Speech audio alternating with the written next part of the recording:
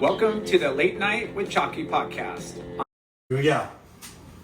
Friends and family, brothers and sisters, welcome to the Late Night with Chalky podcast. Our guest this week is an ocean enthusiast that has the natural ability to rip on any kind of surfboard. He has deep roots in surf, but he's not your typical pro surfer. His talents go much deeper than just riding waves. He has skills on a skateboard, he draws, he paints. Heard he's an actor slash stuntman. I don't know, we're gonna have to hear about that. And I heard he even has a keen eye for finding gems at the flea market. Yeah. But aside from all of that, his passion for motorcycles has made him unique and marketable both inside of industry and hopefully outside. He's ridiculously good looking. Co-founder of Cycle Zombies. He's been able to create a business, creating custom vintage bikes. Yep. Yeah. And he's doing all this while raising 4 kids. Holy shit. Yeah. We welcome That's the hardest job of them all, right? Right there. Super talented, super hustler, super dad. We welcome Scotty Rambo Stopnik. Woo! That's the biggest. I gotta hire you. What's up? Yeah. I gotta hire the hype guys right here. Dude. Making me Now you're like, you're making okay. me feel good. You know what really is cool about him? He's a goofy footer. Yeah. Oh, we're gonna go like that, huh? Hey, we're gonna do that. Hey! Lefts. I mean, I have been known to go left out of Malibu. Yeah. So, you know, when it's like the model thing when you can't turn right. I do like lefts. Yeah. But It's all good. I'm learning to go right. I don't hate it. Yeah. If I surf like Aki, I'd love to be good for it. Yeah. Dude, I mean, if I surf like you, I We've mean, been trying to get Scotty Rambo Stopnik on for a while now. 16 months. Yeah. Who's counting? Me and Lyndon always, like, whenever I see him, like, you do the podcast still, right? He's like, we got to get you on. What do you do next Thursday? And then, like, What are you doing tomorrow? What are you doing Wednesday now? comes around and one of us hit each other up, and I'm like, it's probably me making an excuse up or something. Yeah. It's been you. But He's actually the super hustler over there. This guy. yeah, but we Yeah. did link up. I back twice. It was a divine intervention kind of thing. We surfed Secret Spot. Yeah. Secret spot yesterday. Secret Spot yesterday. All of a sudden, I look back and he's parked he was behind leaving. me. He was leaving. Yeah, I was going to leave and I was going to go surf another secret spot. Oh my gosh. And then he's like, dude, let's paddle out. I'm like, fuck, let's do it. Yeah, and I got one good wave that morning. You got one good wave. Yeah, I got a couple. Later though. Yeah. Later it was on. But dude, Frother Grum over there. let's start at the beginning. It was all darkness. It was just dark. It was literally. It was dark. Where it Where started. do you want to start? At the beginning, bro. Grum Hood. Grum Like, Hood. how'd you Yeah. get introduced to surfing? Dad. I was homeschooled, so Right from the beginning. right from the beginning. Okay. Fun fact: I never went to a day of school in my life. That's incredible. I don't think I've ever met anybody that. Yeah, I mean, I did some testing. Don't tell my kids that. I know. Well, I mean, that's 2022. Like, It's way more prevalent now, but people homeschool now because they want their kids to be like the next Jay Larson or Kelly Slater. Or, Yeah. You know what I mean? Yeah. My kids are staying in school. The hype is real. But back then it was like the freaks, the weirdos, the kids that would like sit in the corner and pick their nose and eat their boogers and like didn't know how to like see the light of day. Those were homeschoolers. yeah. But we weren't really like that. But we were just like, my mom homeschooled us. There were 7 kids in my family. You're kidding me. Yeah, 7. You'd think you want to kick them all out So of the we're house for a few brothers, how many hours. sisters? And we weren't Mormon. I mean, that was always, there was 2 jokes always. It was like, are you guys Mormon or do you not have a TV? That was always like the family joke. Or like, not the family, we'd be like all somewhere and there'd be like, the old guy that would say that. And you're like, when we were like 13, we're like, what do you mean? When we have a TV? Like, Yeah. what do you, and you just kind of like call the guy out in the elevator where he has like 14 more floors to go up. So how many brothers and how many sisters? It's me. I have a brother, Turkey. You probably know Turkey Stopnik. He used Yep. to be around here. Now he's just a bad boy crane operator. I have a brother, Taylor, and then 4 sisters that are, they're all over the place. One's in Europe, lives in England. She's married with a little girl. My sister lives in Utah. My brother Taylor's still here, so Where we do all you live fall in the 7? second oldest. Second oldest. So it was like, got an older sister, and then everybody else under us. So my parents only wanted 1 kid. So Why did they get that wrong 6 times? No, I was- twins, no triplets, no I was quadruplets. I was the first accident, and probably I would probably say I was the worst kid out of all of them for them. Just like I was believe that. I was just more like, like I'd make my mom cry, like, like I deserved to be like thrown through the wall probably, My dad didn't beat me, but I deserved it. What? Back then, it wasn't beating. It was just realigning the senses. What did your parents do for So my mom stayed at home. She raised us all. My dad worked his tail off, Like my dad is like the true, like he kind of like, he didn't, he just put his head down and started grinding from when he was 17 years old. And he got into his brother's father, so it's kind of like a father-in-law sense, or like just, an older guy, was built dry cleaners, right? Cutting and threading pipe, bolting down machinery. And he got into that kind of trade, right? Really, it's a weird trade because you're like, are you, and then he became a general contractor. And that's what he did for like 40 years. Was it like plumbing or welding? No, it was like everything, but for dry cleaners. Dry cleaners. So building out dry cleaners, like you ever looked in a dry cleaners and you see like the tracks that go around. You see the tracks, so those are all like the conveyors, and you've got like all the railing that all the hangers run on, and then you got the huge machinery. So we all worked for my dad. It's like the ongoing kind of, not a joke, but we've all like kind of, I was the first one to kind of get fired from him, and it was a good thing, but he always was like, I don't care what you do. You put your head down, you don't listen to the side chatter, and you just do what you want to do, and you do it long enough and you work hard at it, you'll be successful. And he's like, and for him too, he was like, blue collar, you know what I mean? And he was like, I don't care if you hate this work, you have something you know how to do. You know what I mean? That's so good, because that a lot of people don't get that skill. It's like go to school, but it's like to be able to be self-sufficient with your hands and mind, being able to be, a handyman. So and that's what he wasn't like the scrapper guy that drove a beat up truck. Like he always had like nice ass trucks, like he always, and it's so funny because now like I'm 36, like I've grown up like going to swap meets, buying all, like I got, just that's been my whole life. When I was little, he used to take me to the swap meet, Golden West swap meet. I got a photo with him when I was like 4 years old on his shoulders going to the swap meet. And he was always like if he didn't have, like when we were younger, if he had to make ends meet, he would like figure out, like, oh, I've got property taxes, I've got this. Like he would go to the swap meet. I remember, I wasn't even, my mom, I just remember her telling me like, when you were, you were like 2, like we had some bills, and Dad went to the swap meet and bought a bunch of like teak furniture, stained it all, resold it, and like we paid our bills. And that was like, after that, he was very successful after that. We grew up like Edinger and Edwards, like where remember there's a Blockbuster over there and a bar, Shooter's Bar. Yeah. We were right behind there, and then we moved off of like Slater and Graham, and that's where I was like from like probably 8 years old till I was 15, like kind of behind the wetlands.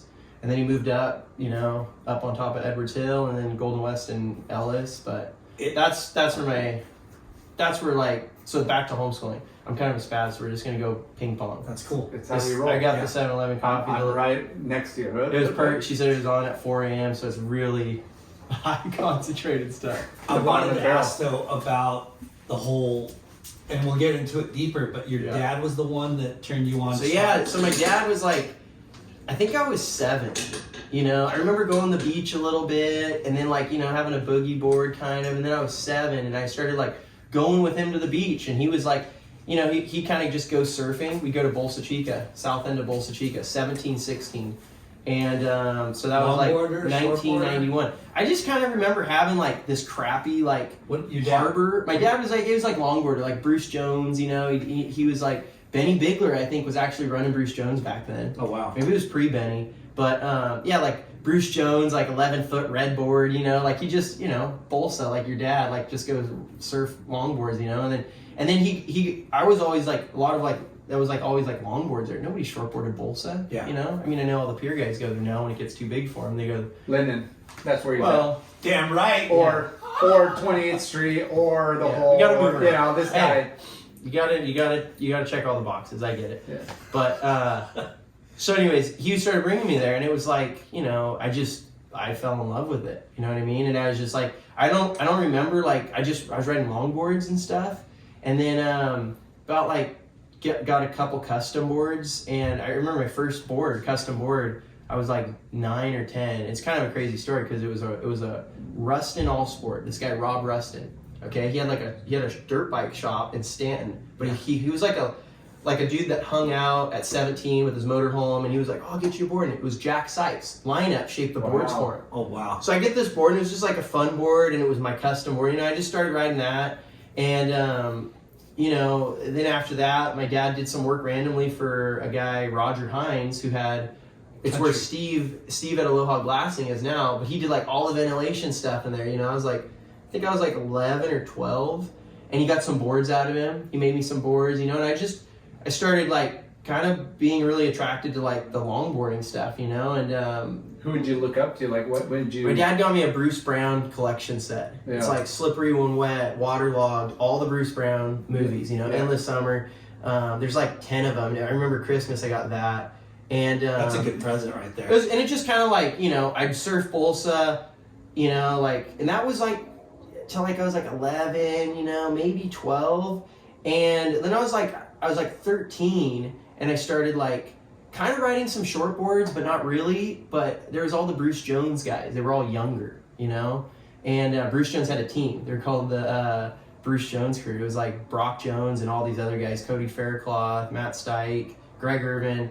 And this one dude lived in my track, and he started like taking me to the beach. I think he kind of hung out with my sister. I had a cuter older sister, so that was like the perks. He hung out with her, and then I was homeschooled, and all these guys were like in like continuation school. They were like 16, but I was like pretty sheltered. And then like all of a sudden hanging out like 16, 17.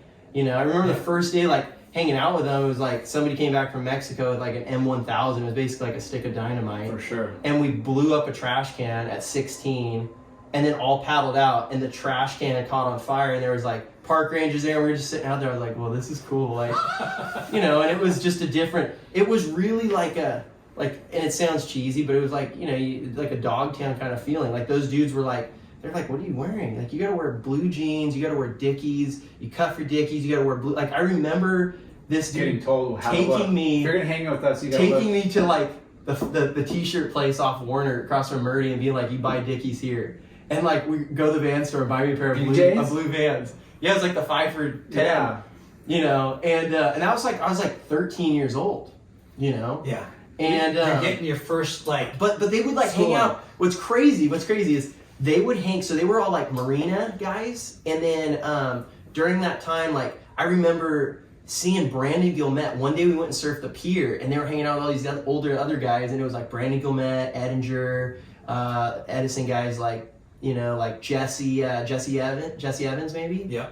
And like Micah Byrne, all those dudes. And we actually went back to Brandon Gilmet's house. I remember this. I was like 13. And my buddy Greg was like, oh, this guy's super cool. Like, he rips, And Brandon rode for Puma at the time, which I was super into Puma shoes. I was just like, they were cool back then, the black with the white stripe. And he I think he sold weed back then. He was like 16. But like, we didn't talk about that show on this episode. He was on it.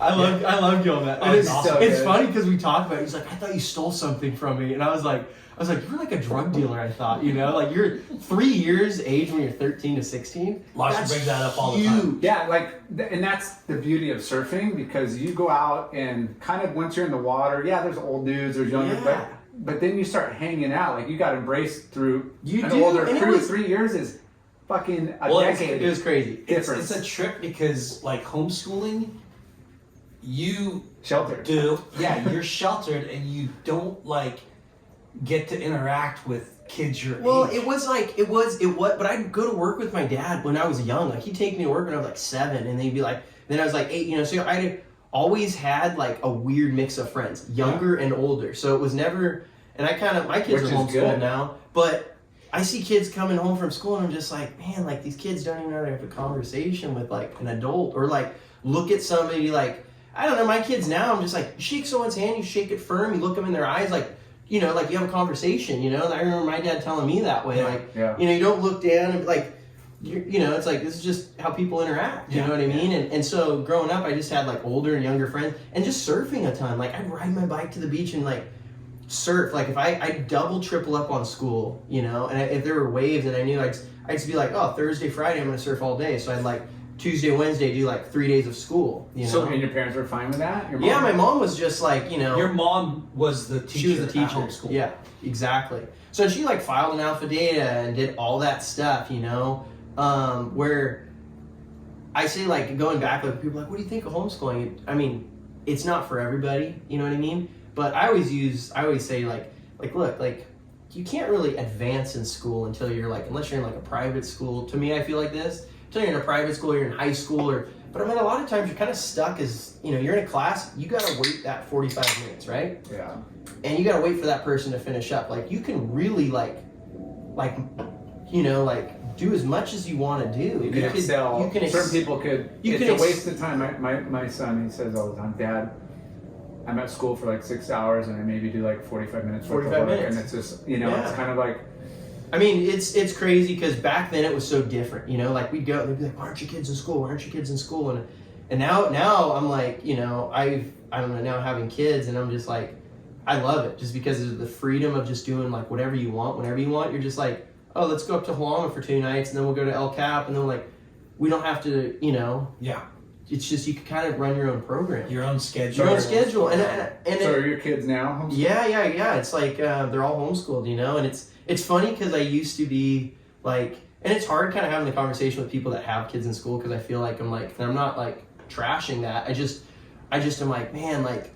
You have firsthand experience. Firsthand experience. And it's kind of like, I mean, you know, like, and my wife, Lindsay, she's just like so hands-on with them where she's just taught them like cooking, how to read music. They don't watch a lot of TV. They read like big books. Like I never read books. I was like the opposite. I think I read like 2 books in my life. Yeah.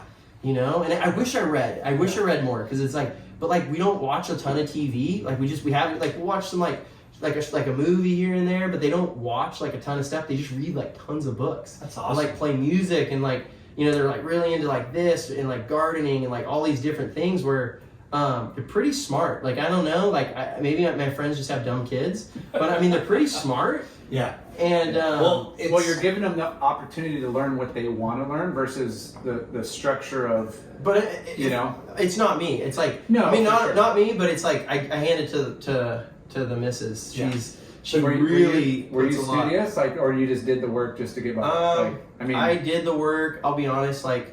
I had a little, like probably a year where I was like kind of cheating a little bit. I'm sorry, Mom. And my mom was just like, it'd crush her. And that was like, she was just, when I got done, she was just like out of school. She was just like I don't even want to think back, you know. I was just like, I hated school. Yeah. I just didn't like it. Well, like I'm still just like, I would like drive. You like, would have really hated school. Even when I drive by schools now, I was just like, oh, I just cringe, you know. I'm just like, to me, I just would be like, you could do so much other stuff. I think, you know, but I never went. See, I never went to school. Like I never had that. Like I never did that, and I'm to this day I've never had a 9-to-5 job. Yeah, I'm 36 years old. I've never had to like I've never had to clock in and clock out, and I don't. But that's how I'm wired. Yeah. You're wired differently, you know. Like that's what's cool is we're all wired differently, you know. I can't clock in and clock out. Yeah, I can't sit in the cubicle. I'm like, you know. I've done that. But some people have to. Yeah. You know? Well, it's crazy because like it all depends on what school, what teachers, you know. You could have a good teacher. Yeah. And if you have a crappy maybe at home, dude, I've had friends that like I have a buddy whose dad was a teacher, and randomly 2 different worlds, like this guy in the motorcycle world and my buddy JJ Wessels, his father-in-law was a teacher, and somehow he connected the dots. This guy, and he was just like, "Can I get that guy's number?" He's like, that guy was like the best person. He's like, I could go to school and he guided me, you know, like just that's the impact this guy had on this person's life. I've had teachers like that where they impact your life. Yeah. And for the better, you know, and my wife's a teacher, right? Yeah. She's been teaching for like 15, maybe longer. Oh, wow. She's going to hate a person like you. No. But it's I met your wife a long time ago. Did you? I think. Petite, short, darker hair. Yeah. April. But she, you know, it's awesome. What school does she teach? She's spoiled. She teaches at Newport Elementary. Right at 15. Wow. On the beach. She's got a 10-minute. All the surfer kids are looking out the back window. Commute Are you freaking kidding me? Wow. No freeways, just zip, zip, and you're Wow. there. Yeah. For elementary. For elementary. So it's not like high school where you've got to go in there and just throttle kids for Yeah. like. She's got sweet, For like for the most part, Yeah. innocent kids. you That's know? good. She doesn't have dick in her class. But it's kind of neat to talk to somebody who comes from a older Yeah, generation, because the kids these days, that not Yeah. all of them, Yeah. but there's a lot of them that we see that surf south side or north side or lowers. They're just like, Yeah, they don't have a clue. they don't have a clue. No. But It's different though. Their parents are pulling them, and I don't mean to sound negative, but their parents are pulling them out of school, which is cool. Like if you want to focus on that, Yeah.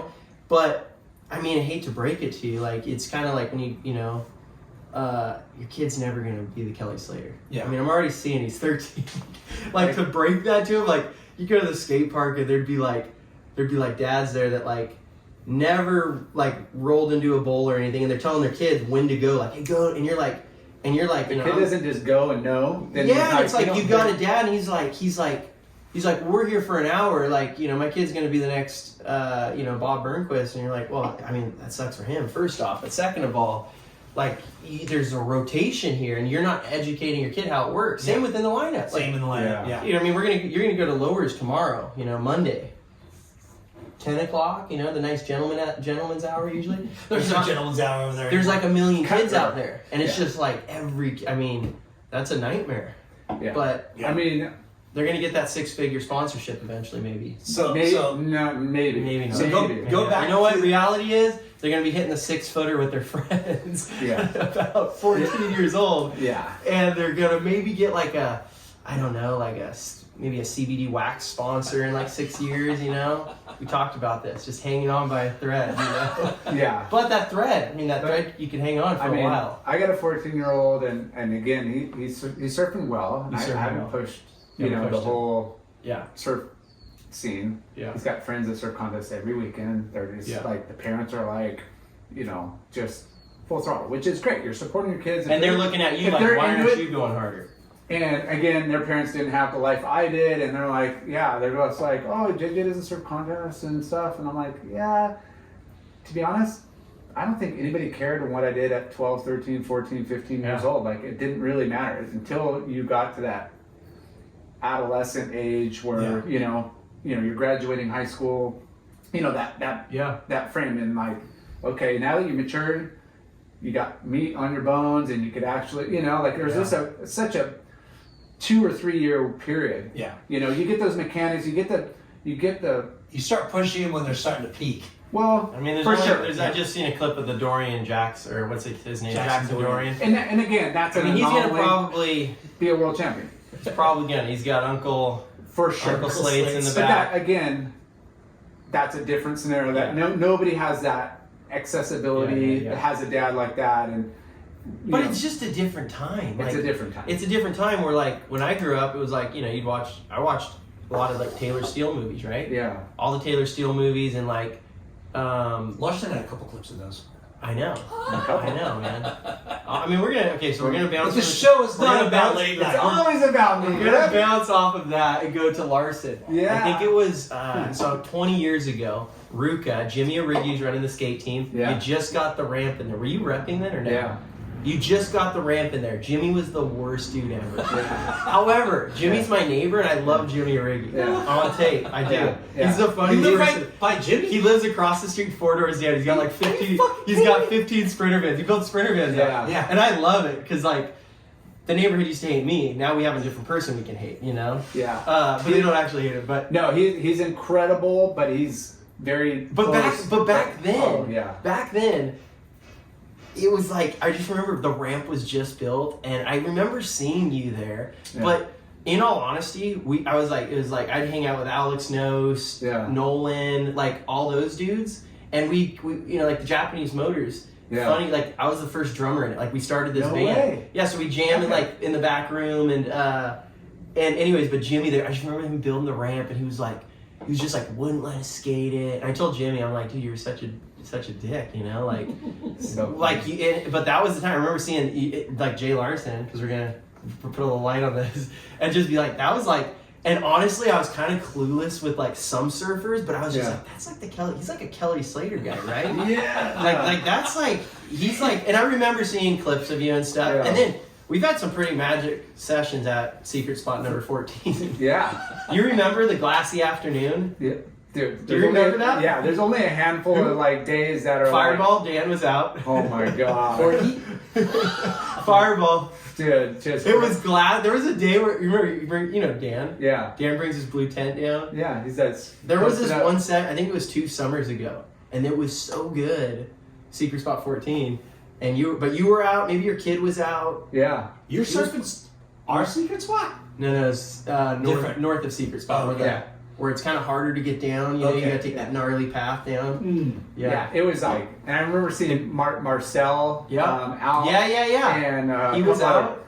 And man, my stamps board. I'm like, it's my smaller Yeah. everyday go, and it was Yeah. proper sets. And I'm like, I don't know, this thing's probably gonna. And be it started out kind of low tide, and the tide filled in, and it was like those A-frames just got super A-framey and started linking up. Yeah, I'm all this Yeah. board's maybe gonna slide out a little bit, and I just knowing that I just Yeah. put a little bit more pressure on the. Those were Yeah. the, You were ripping. yeah. I got a couple good ones. It was. I was like thinking back then, because I don't even know if the podcast Yeah. was on, but I was like, this is something we could talk about in the podcast. I like it. The session we had. But I came in and a couple of guys were like, "Holy shit!" Like I haven't seen. Bar, you like, still got it. Yeah, I was like, I get excited when there's. I need to get. You need size. I need size. Yeah. He was in the top lot. He just spray painted his board Lars. You know, shotgunned a beer, punched his board, and then ran out. No, and then- that's funny. That it was good. It was a little wedgy. The Cool. show's not about late night. Yeah. Hey, we're Going back reminiscing to a good Rambo. session. There was nobody out. There was. I mean, there was nobody out. Okay. So going But back, yeah, back. You're going home. I'm going home school, and then you're gonna have to edit this so it's all synchronized. Not And even. it's- So you're homeschooled at the 13 like, hanging out. At the 16-year-olds. beginning, it was dark, and then I was homeschooled, and then it was. So I was hanging out with like all these like those guys, kind of like, and fast forward, like I was probably hanging out with them for like 8 months, I don't know, 9 months. But see, like my best friend growing up lived right in Sunset, and I did like some junior lifeguards, and then we just skate up the Greenbelt and hit all the surf shops, like Caton and Huntington Surfboard, Warner, and that was like OG days when like Mark Allen. Jared, Dirty Heads, Jared Watson, Yeah. he was working there. Yeah. Just like all the Warner crew guys, right? And you remember like Mike? Remember Mike like something? He was a manager there years ago at Warner. Shorter dude, Mike, and then this guy. There's just so we'd skate up and down. Benny Bigler's at Bruce Jones, Caton. Like I mean, I'm trying to think. What boards were you riding? So What type I of was surfing- at this time I was kind of like didn't really have anything. I remember going to Bruno. Remember Bruno Surf Yeah. Shop? Yeah. Yeah. Okay, Bruno. That was in Sunset. It was right? in Sunset. Yeah. He was the French dude, Bruno. Okay, I went in there and I remember him like talking to me and my buddy Bryce, and he was saying, he's like, oh, this and that, and something. Maybe he saw me surfing or something. He was like, I'll sponsor you, and I was like, dude, that's crazy. And he was like, give me $100 and I'll make you a custom board. What? So he makes me a board, and like my dad right away was like, who's this guy? You give him $100 and Shady. what he wants, he's gonna give you a board. And so he ends up shaping me a board. My dad meets him, and he shapes me this longboard. And I kind of didn't know, at the time. I was just like, How old were you? I was like 12 or 13, maybe just 13. And it was like real thin, high performance. And I thought it was cool. It was like, I was like, oh, I got sponsored, Yeah. Back then it was like a big thing to get like, It was always a big thing. It still I was is. probably like, I was born in 85. I was probably like ended like 98, right before the big Y2K. Yeah. And which we were prepared. No, we weren't prepared. We had a generator. It was all. World's ending. The computers can't add another zero. So Bruno best stay on track. He made you a high performance. So this is where it gets good. A Joey He makes- Hawkins he makes- model. he makes lot, me- of, lot of rocker. Yeah, Colin McPhillips, Colin. and Josh Moore were pissed. I had the lighter Josh board. Moore. I had the lightest board in Huntington. I was like 13, and I was at Harry's Grill, okay, with the Bruce Jones guys, and we were like, we'd all one person would buy something, this person was, we were just like scavengers, you'd surf, you'd get us cheap food, and then you go surf again, and a guy shows up there, this Hawaiian dude who I knew, and I just see him around everywhere, and we'd surf with him sometimes. Hawaiian guy Rich. Big Rich. Big Rich. You know Big Rich. Yeah. Talk a lot, Rich. Yeah. Big Rich, Dagenhart. Oh, okay? Hey, brother. Yeah. Big Rich. You know? Don't get cornered after he's had a few. Big Rich. I got respect for Rich. Me you too. know? Me too. You love him. I've known Rich since I was probably 11 years old. But Rich looks at the board and he would call me stop chicks. I don't know why. He literally would skate down at the Greenbelt and around, and he'd call me stop chicks. And I remember like going into Mother's with him, and I'm like, "What's this place?" Mother's Bar, you know. And he'd be like, "Hook these boys up with some T-shirts," and then we'd skate down to this other spot, and he'd be like, "Hook these boys up with some stickers," you know. But I remember him looking at the board, and he's like, "What is this thing you're riding?" And I'm like, I got sponsored by Bruno, and he literally took his thumb and pushed it through the board. He was like, "That's not a longboard," and he's like, this is a piece of crap. And he's like, "I'll get you a real board. I'll get you a real sponsor." And he's like, "I seen you surf, kid. You know how to ride a longboard. You got to get a real board." And we skated. He took my board. We skated down to this guy's house. Steve from Aloha Glassing lived upstairs, and this guy downstairs was Eric Christensen, which is Chris Christensen's brother. Wow. EC. EC. Yeah. EC was young. He had this fro. He would surf Surfside, you know. And he introduced me. He's like, "You gotta sponsor Stop Chicks." And literally, Eric pulls this board out, and it's like a 9.4 bowling glass single fin nose rider, and it says like 4 Nat Young. Eric used to write custom shapes like for like random places, random people. That's so good. Fast forward, I was at Golden West Swap Meet like 3 years ago, right before COVID, and this guy's all, "I just scored this old longboard. It's 4 Nat Young." And I looked at it, and I'm like, "It's the EC board." And I'm like dying because I'm just like, dude, this guy. And That's genius. And I was genius. like, That is so. I was That's just like, marketing 101. bro, right he there. had like, I think he had like Michael Jordan, Elton John, like all these, like he would just, it was like like, anytime you're gonna shape it. hey, Hey, it adds $1,000 to the ticket. Schroff probably Yeah. did this in '89, you know? But, so Rich gave me this board, and I was blown away, you know? And he took my other board, and he probably sold it and whatever, and then I started riding for EC. And that was from literally 12 years old till I was like 22 or something. Dude, I rode for EC for like 12 years. Took me to Japan, all these places. Are you fucking kidding me? Yeah, Wow. crazy. So, I mean, EC makes really good boards. Yeah. Like his boards were like, you know, like he knew how to build short boards, but then he knew how to build like traditional stuff. And Yeah.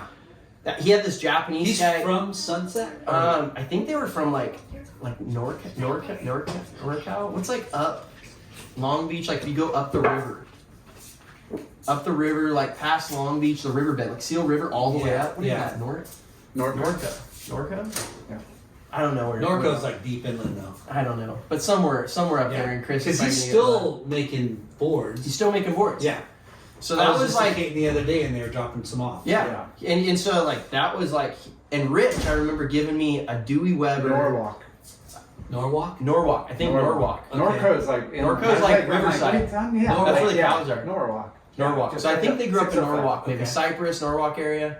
And So Eric Christensen. he was is like the related guy. to who? Chris Christensen. Chris Christensen. Who Chris makes like San Greg Diego. Long, all Yeah. the like, you Yeah. know. The one that Gerlach used to ride. Yep. Gur had a model, the Gur model. Good name, Gur. Yeah. I mean, it worked. The board worked. It was a little gravelly Gur model, you know. But EC gave me boards forever, and then Rich gave me a Dewey Weber board too when I was 12. He's like, "This is a shortboard, kid." He's like, "You ride this kind of shortboard," and that's what started my obsession with old boards from 12 years old till 36. Like, fast forward 15 years old, I had like 60 surfboards in my bedroom at my house. Okay. And how'd you collect them? Just at swap meets? Swap meets and seeing people like with old boards, talking to people. Like I never stopped talking, you know. Like it's just like acquiring. Like Rich. I kind of learned from Rich. Like he'd see some family cruising down, you know, 9th Street with, "Oh, that guy's got an old Rick surfboard." And he'd go, "Hey, what are you doing over here?" Like he's like, "What are you riding this for?" He's like, "I'll get you like a 7-foot nice shortboard." And he'd like go down to Kate and there'd be some trade in for $70. He'd grab that, you know. And so I just started to get the Nugget vintage board from this person. Rich Like had give them a little bit better, more. and they were stoked on A it. brand new board versus piece of crap that you just bought at a garage sale. Yeah. So unknowingly.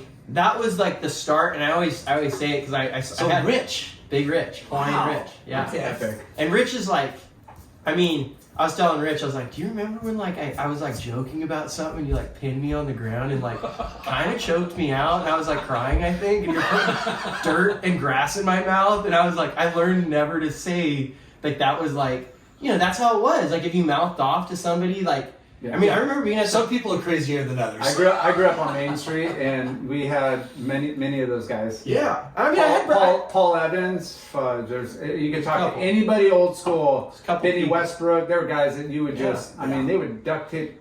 Well, now you so okay, duct tape. Yeah. That's when I stopped hanging out with the Bruce Jones guys. Because one day they thought it'd be funny to tape me to the pole outside, and they literally duct taped me up to this pole outside on PCH. And I was so bummed, you know, I was like 13 years old, I was so bummed.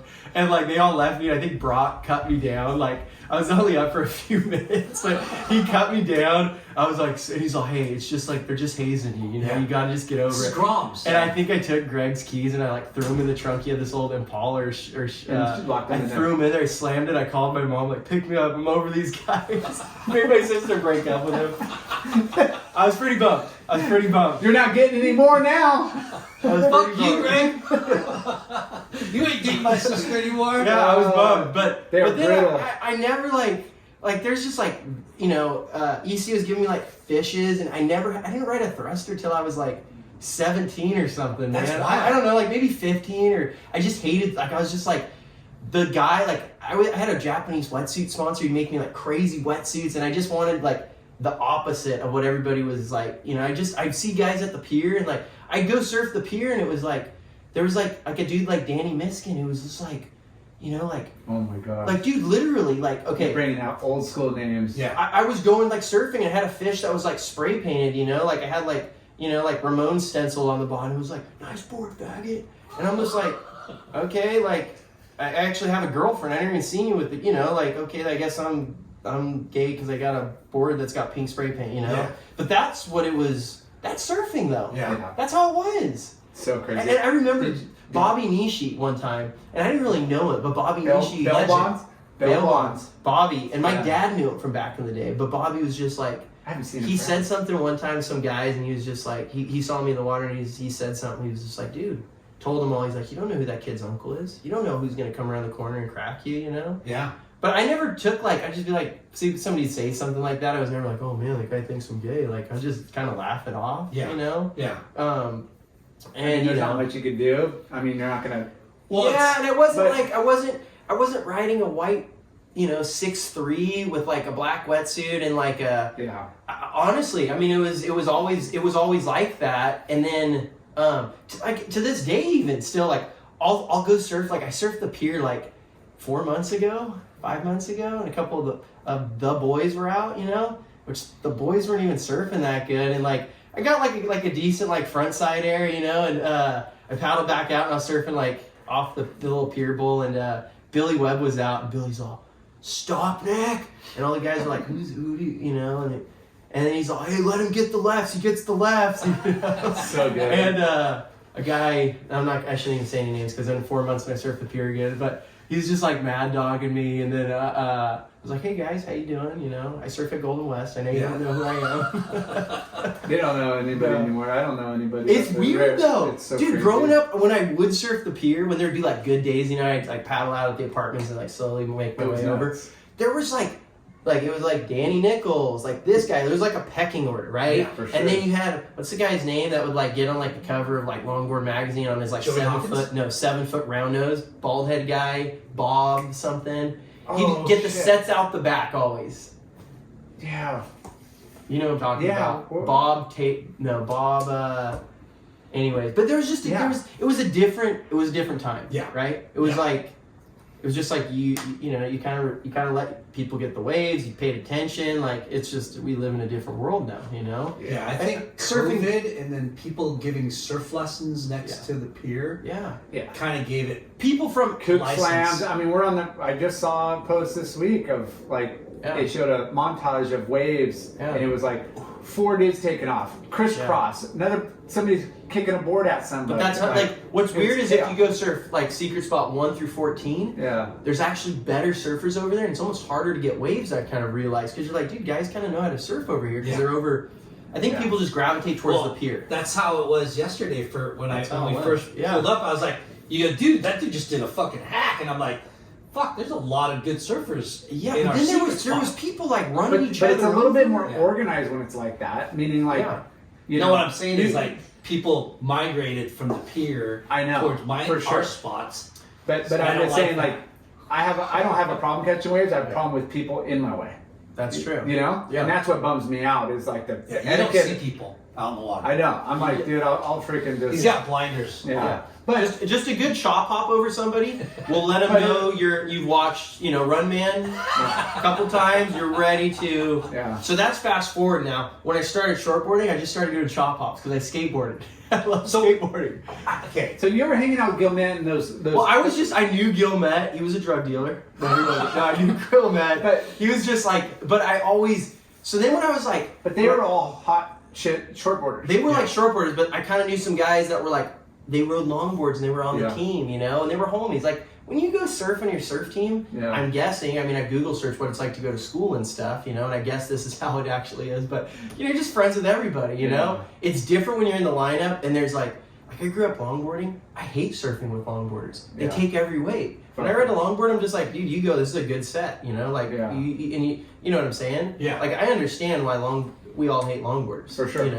When just a guy's rope, just like conveyor belt, you're like, okay, I get it. Yeah. You Yeah. just got a wave and you're sitting. You know 20 how to feet out nose past ride. me. Yeah. I could see you know how to do a turn, Yeah. you do that reverse drop knee thing, I get it. But then also when it's 1 foot Yeah.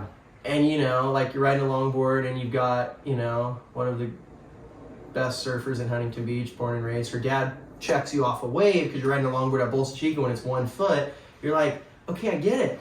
You're on a 5'11" shortboard trying to show, the Grammys tough. on the beach. It's tough. Then it flips. Then you're like, get a longboard.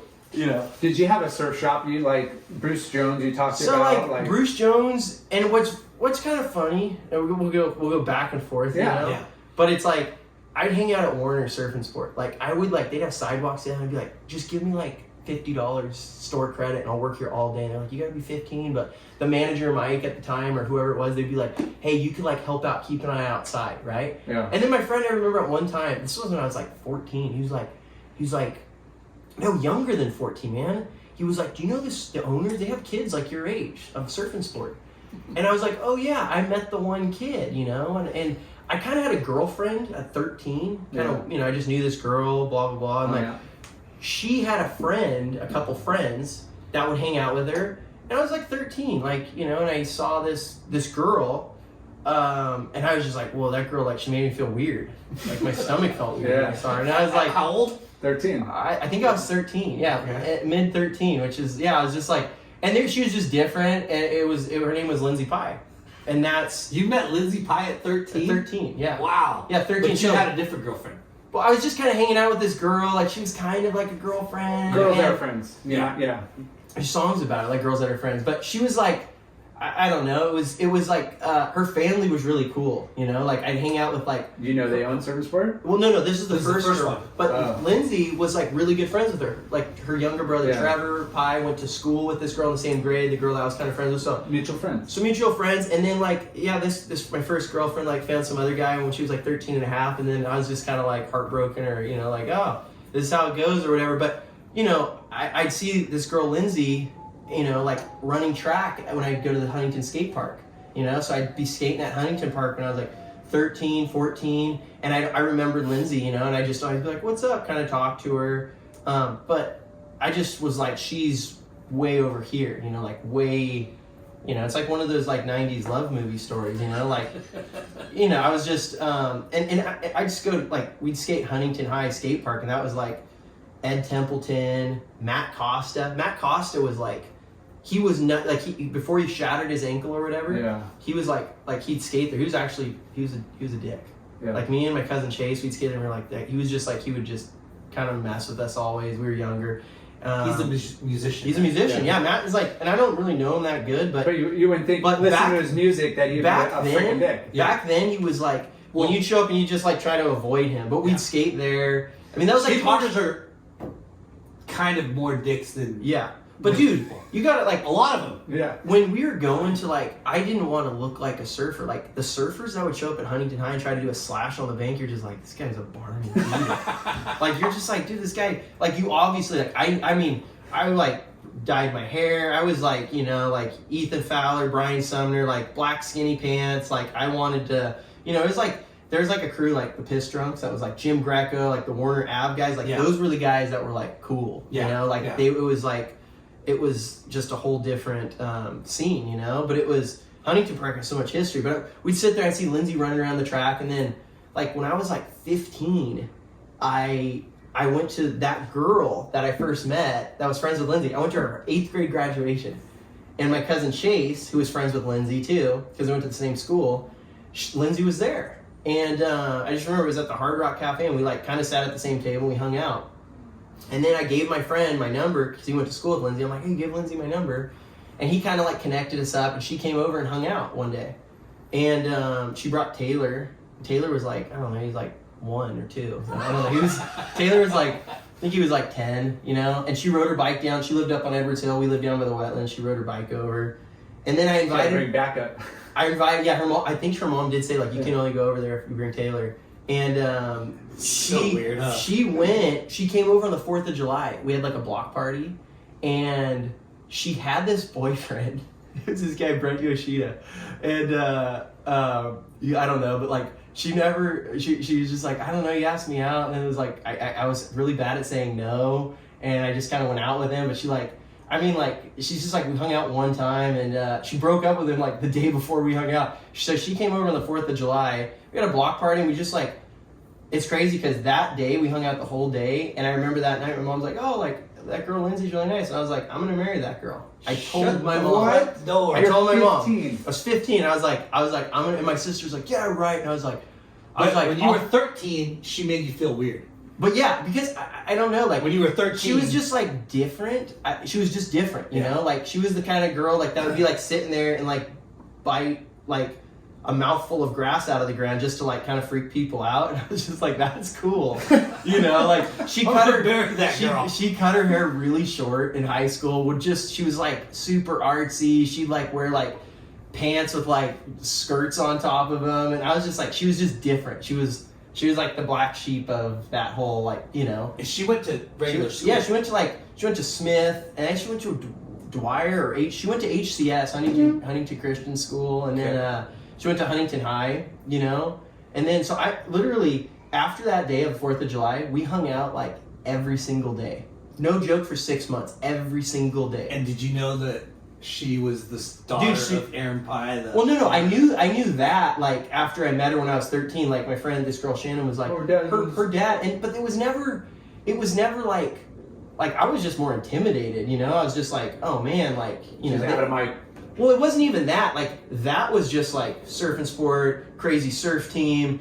They were like, you know, they had like, back then they had like HSS skate shop, you know, all that stuff. And it wasn't even, you know, I remember the first time, like, going over to their house and just, you know, like her brothers were super cool, you know, Taylor and Trevor were just like, you know, they were just into like having fun, and she grew up around boys, so like, you know, she's like a tomboy. She was a tomboy, yeah. She would like wrestle, and she could like beat me up. I mean, still to this day. I mean, literally like 3 hours ago, she was like, "What are you?" I was like, "I gotta do this podcast," and she like, "We're married now. We're married. We have kids." Fast forward 20 years, we have 4 kids. She's like, let's wrestle for an hour before you take. No, she's just strong. Like, she could beat me up probably. Yeah. I mean, like, it's bad when you meet someone at a young age and you wrestle, because now when you're like 35, you're like, we need like a code word. You're punching me. I've got a black eye. Safe word. Tap out. I gotta tap out. Yeah, it's and then I got 3 daughters, so then they all jump on me, and then Sid's hit. I'm like, you can't hit a girl, Sid. That's messed up. You know? So it's okay if they're stronger than you, but we hung out from 15 on. Like, it was just weird. That's and it wasn't even like, it was just like we were best friends. You weren't in high school, but you. But this was the craziest thing. Is that night she went home and told her mom, "I'm gonna marry Scotty Stopnik." Wow, you both have. We both had that. And her mom told like my mom, and I remember Share Pie, and I just, you know, like, we had kids, and I was like I remember, like, you know, I'd hold a kid on my side, and I think my mom was like, "What are you holding the kid on the side? Like like, you never hold the kid on the side or something like that. I'm like, I don't know. It's just like, she just thought like, she's like, that's big family and he knows how to hang out with kids. And then we were like, dude, we were like 16 and we had like a joined bank account. We were like, let's save money to buy a house. Like, what? Yeah, we were like, we're 18, we're getting married, you know? And we were like, wow. But like she, you know, our thoughts like, it was, well, yeah, like, you know, and I remember like now having kids and like if a boy showed up at my house and was like, hey, I mean, my daughter's 12, but like she's not going out with anybody until she's like 24, you know? I know, right? Yeah, I mean, I got guns. I I'm wish. like, I'm just, you know, it's out. Yeah, what do you mean? But it's just, it was crazy, you know? So, I mean, we've been together since we were 15 years old. And we ended up getting married when we were 21. We didn't live together. Like, she lived at her, like, we just were like, let's save money. We both live at our parents' house. Like, we could save money this way. And so then, like, I worked for my dad. She worked at Java Point, you know? And I worked with my dad till I was 18. And then I remember there was a good swell. The kid across the street ended up marrying my sister. So they were married. They got married young, like Vegas, 2 a.m, but he was a surfer, like kind of rode dock boards growing up. He ripped, you know, he surfed good, only child. We're 7 kids over here. So we're like, you know, the freak family with 7 kids that, you know, and he's the only child that got like a jet ski when he was 14. Super sick. They had a house in Gaviotis. He was like the coolest brother-in-law to have. Just an overspoiled kid. Dude, but he was sick. He had like a pool table. But, you know, like we're like super, Brent, if he's listening, he's a pilot. He's a captain for Alaska Airlines. Still, he's probably one of the only pilots that could do like a proper Air 360. Like he rips at surfing. Nice. Brent what? Brent Watson. Okay. He's like super mellow. I'm like, burn this guy. And he's like, no, I'm just going to let him go. He's not that aggressive when he surfs. But when he does surf, he rips still to this day. Like Brent Watson. Yeah. He's like 40. He's 40. Just turned 30 now. Dock 40. surfboard. He was he rode like docks. Now he's been waiting for Pesh to hook him up with a deal. Pesh has been avoiding him, you know. Come on, Pesh. Come on, Pesh. Shout out to Pesh. But so then 18, I went to Gaviotis. My dad's like, be back on Monday for work. And I just like, I was like doing some stuff with Hurley. You know, I just started like, I had a friend that worked at Hurley. I had this little sponsor me video. Gilmet was at Hurley, right? And Fuzzy worked at Modern Amusement. Was it Modern Amusement or Generic U? I think it was Modern Amusement. It was Generic U. And I remember I was hanging out with Alex Nost, and he was like, hey, you could write for this company, you know, my buddy Fuzzy. And we knew Fuzzy because we're kind of Fuzzy's fucking awesome. Fuzzy's the man. We kind of started doing the Japanese motors in the very beginning, the band. And Fuzzy would like show up and like record us. He had this P code on. He'd like record us. Like, I recorded it. And we're like, you could just record it. Like nobody's paying attention, you know. Like, and but anyways, like I remember, like the Hurley stuff was kind of happening, and I was like, So, were you surfing contests and never stuff? contests. Never. Yeah, I remember trying to get sponsored way back by a shop, family shop. And I remember the team guy at the time, no names. Last name starts with a W, first name starts with an S. He was running the team at the time. I remember like not going like through the family, but just like, I'm gonna just talk to the team guy, you know? And I don't know if I like called up or I saw him and I was like, hey, I wanna ride for Surfboard. Yeah. Was And it it was Ben like, Hill? no, but I remember Ben. Ben was cool. Sean Ward. No. No, Sean Ward never ran. Close. Okay. I forget who ran the team. It was a guy with the last name Ware. Oh. Yeah. Okay. Yeah. But he was like, collect all your contest results and clippings for a year and we'll think about it. And I was like, contest?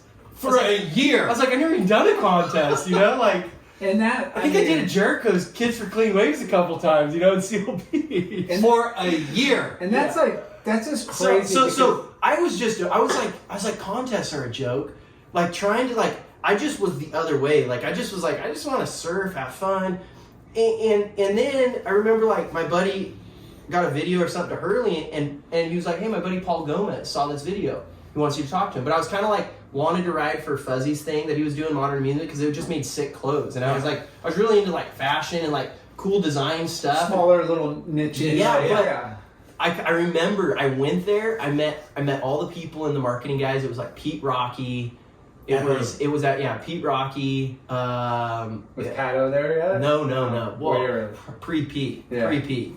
Yeah, Pato I think was just coming off Endless Summer 2 hype. Oh wow, yeah, you're right. No, it wasn't that, but Pato I think was riding for the brand, it was like Gilmet was just there. You know, he just was like in the marketing room. But Gomez was there. You know, Gomez was on the Lindsay. What's Lindsay's last name? She was like marketing person. And I remember like Jeff Hurley was the team guy. And, like we went and like had a little surf, and I think I had like this like just this like twin fin that was all spray. It was just so different than. He's probably like, I don't know, like, what's this guy doing? Like, he can't even do a turn, you know? Like, I think I, like, kicked my board into the rock or something. Like, you know? A couple of speed high lines and then... It wasn't even like that. I think I tried, like, I did, like, 3 chop-offs on a wave or something. You know, Joe How old were you? I was like 17. Okay. But yeah, it was, like, honestly, what got me into shortboard, like, riding shortboards and, like, it was Aussie Wright. You know? Yeah. Aussie Wright was like, it was 156 First Tricks, Volca movie. That was the movie. I was like, and I skated. You know, I grew up skateboarding, so I was like, this guy's like skating on water. That's all I wanted to do was go fast and just like try to do airs, you know? Yeah. And just how he landed stuff, and it was like so punk rock. He was so hesh when he surfed. I remember just like burning through that VHS, you know, and you just he would do chop offs it was like skateboarding, you know, like. Yeah. You know, a guy does like back tail slide down like a 15 stair, and then he does like a 180 off a curve. That was surfing. He had his own fucking style. He had his own style. And what's crazy is when we started like wearing like button downs. Blazers, blazers. And so that was it. Like we'd surf Blackies, or we'd surf Prospect with like Mike Lorman and Ricky Barnes, like all the like New Beach Alliance guys. You remember the new like NBA like New Beach Alliance? They had that like all these dudes that were like old punk rock dudes that surf still, and like they were like that was kind of what we like gravitated to. And then we'd surf Blackies, and it was like Dano and Fuzzy and like all these dudes, and it was like there wasn't a niche like there is now. Like there wasn't like all these. You couldn't go to a surf shop and get like a twin fin or like any of that stuff. It was not in the board lineup of the shops. Unless you were the Russell or something specific, like a Bruce Jones. You guys were hipsters before hipsters. And I hate the word hipster. I mean, I really do, but I know what you're saying. Yeah.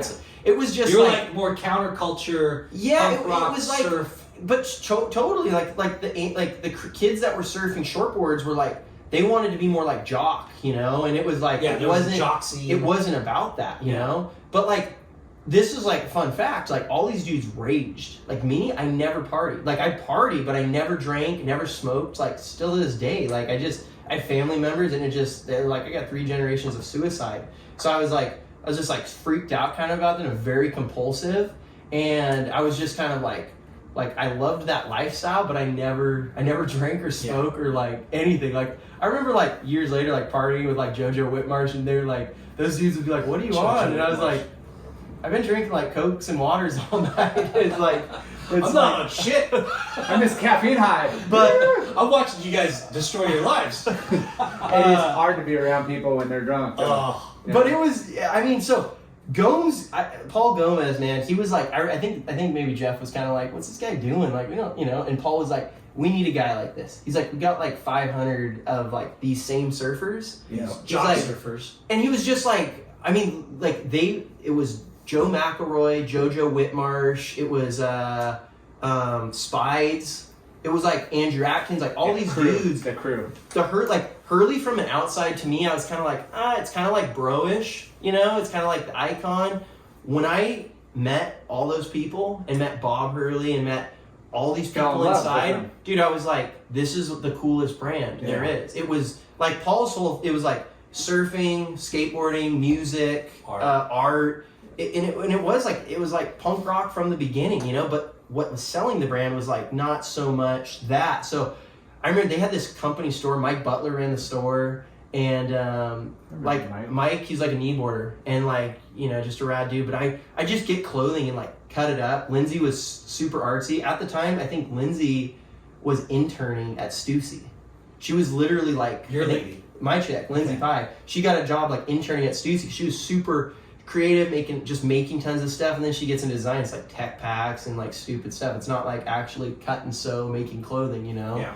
But she taught me how to sew, so I was like starting to basically like help with design, and I'd sit in Paul would come in on Tuesday mornings and sit in marketing meetings with us, and like I'd sit in a marketing meeting on Tuesday mornings. You know? So did you get sponsored? So yeah, so basically I remember I was like 17 and Paul was like, I went on a trip to Fiji and it was like kind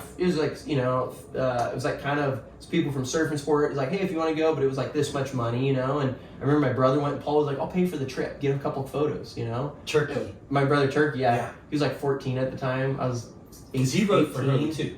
Yeah, he like skated for him, Yeah. surfed, and so Paul paid for this trip. It was like $2,000, and then I, like after that, like I was still working for my dad, and I was like Paul, I either got to keep working for my dad, or I want to be full on, like I want to like do this for a living, and I don't know if it's surfing or it's like design or it's marketing or I'm like I have something to contribute to a lot of things here. I feel like I could really put my insert myself into these different things, like I was going to swap meets a ton, like all over the place, and before I had a license, I was riding my bike to the swap and like buying like vintage Nikes, all this, and I started an eBay account. I was like, dude, I just made like $500 from last weekend. I'm like, I made more money that day than I made like this whole week working every day, for my dad. Mm-hmm. So I started riding for Hurley. Like Paul gave me a contract. It was like a 3-year contract, and I was like I was making pro like contract. No, I was just like I was making like $2,500 a month. Pro contract. Yeah, and it was like a sports endorsement, but it was like he was like, I want you to come to marketing meetings. Okay. He's like, which is rad. It's super rad, but it's so different. Yeah, it was so different. Because you're Like, not like a contest surfer. dude, Were I was you getting like shots in the back? Yeah, it was like local stuff, and then it was like I'd go shoot with this dude, and it was like all of a sudden like I got like a couple longboard shots in Trans World Surf, and then it was like and then there's always these ads promised in Hurley, because I was easy to like, hey, come down here and like kind of like test stuff, like do a photo shoot, and then like creative department would put all these different ads together, and then it would like turn into like Yada Nichols getting this ad or Rob Machado getting this ad, you know? Yeah. And but dude, when I was 18, I remember I went on a trip to Mex with my brother-in-law. My dad's like, be back Monday or you're fired, and I was like, all right, cool. And like Tuesday came, we're still there. The waves are so good. And I came back and he was just like, hey, you don't have a job. And I was like, that's cool. And I remember like showing him the first paycheck I got. I was like, dude, I'm like, and I was making money before that with like, I was like getting a couple bucks, but then I remember like, I got a contract for 3 years. I'm going to get paid this every month.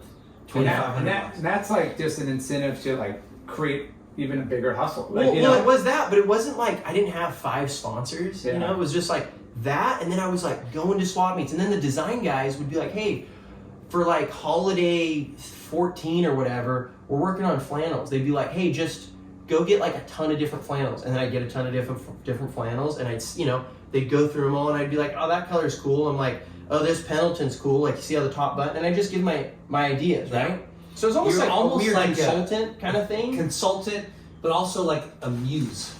Yeah, it was like a person that they kind of get inspiration from. Yeah, but you were like they a would go like. tastemaker. I remember Gomez yelling. I mean, Gomez will yell at people. I don't know if you know. oh, he's gnarly, but he's awesome. He's gnarly, but he's awesome. Paul's like, I feel like me and Paul sometimes like, like it's like a love-hate or kind of like spazzes sometimes, but Paul was always like in the war room there, and I loved it because he'd be like, you're going to China to go get design ideas? He's like, go down to Chain Reaction, go watch a show on a Thursday night, go down to like 56th Street on a good swell, see what the kids are wearing. Yeah. He's like, they're not wearing this, they're wearing this. He's like, put yourself out there, and like, that's kind of where I always like, kind of like, me and Paul are still really good friends, and I kind of feel like I owe it to him because he's always put me like, year after year. I was at Hurley from 18 till 32.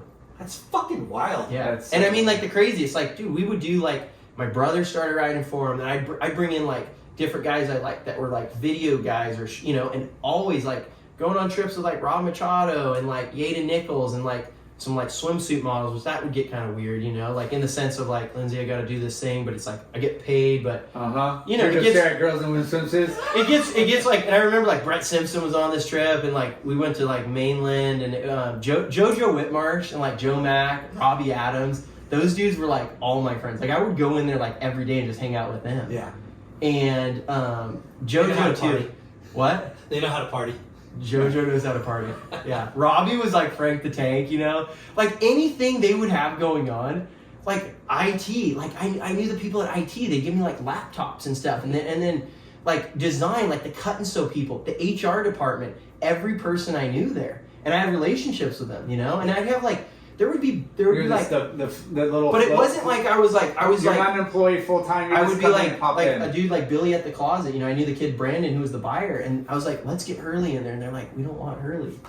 And I was like, what if I designed a line and then we got it in there? So that was like the connecting dots. I was going to Japan. I went to Japan when I was 18 with Lindsay, and we did this whole like trip, and it like cost a ton of money. And then I linked up with this guy over there. We shot all their stuff for like their whole catalog. And I came back and Joe Mac was like, dude, he's like, he showed me like this thick catalog for Japan, and he's like, we can expense everything, you know? So then I started going to Japan a lot and like building relationships with people over there and like shops like Ron Herman and all these.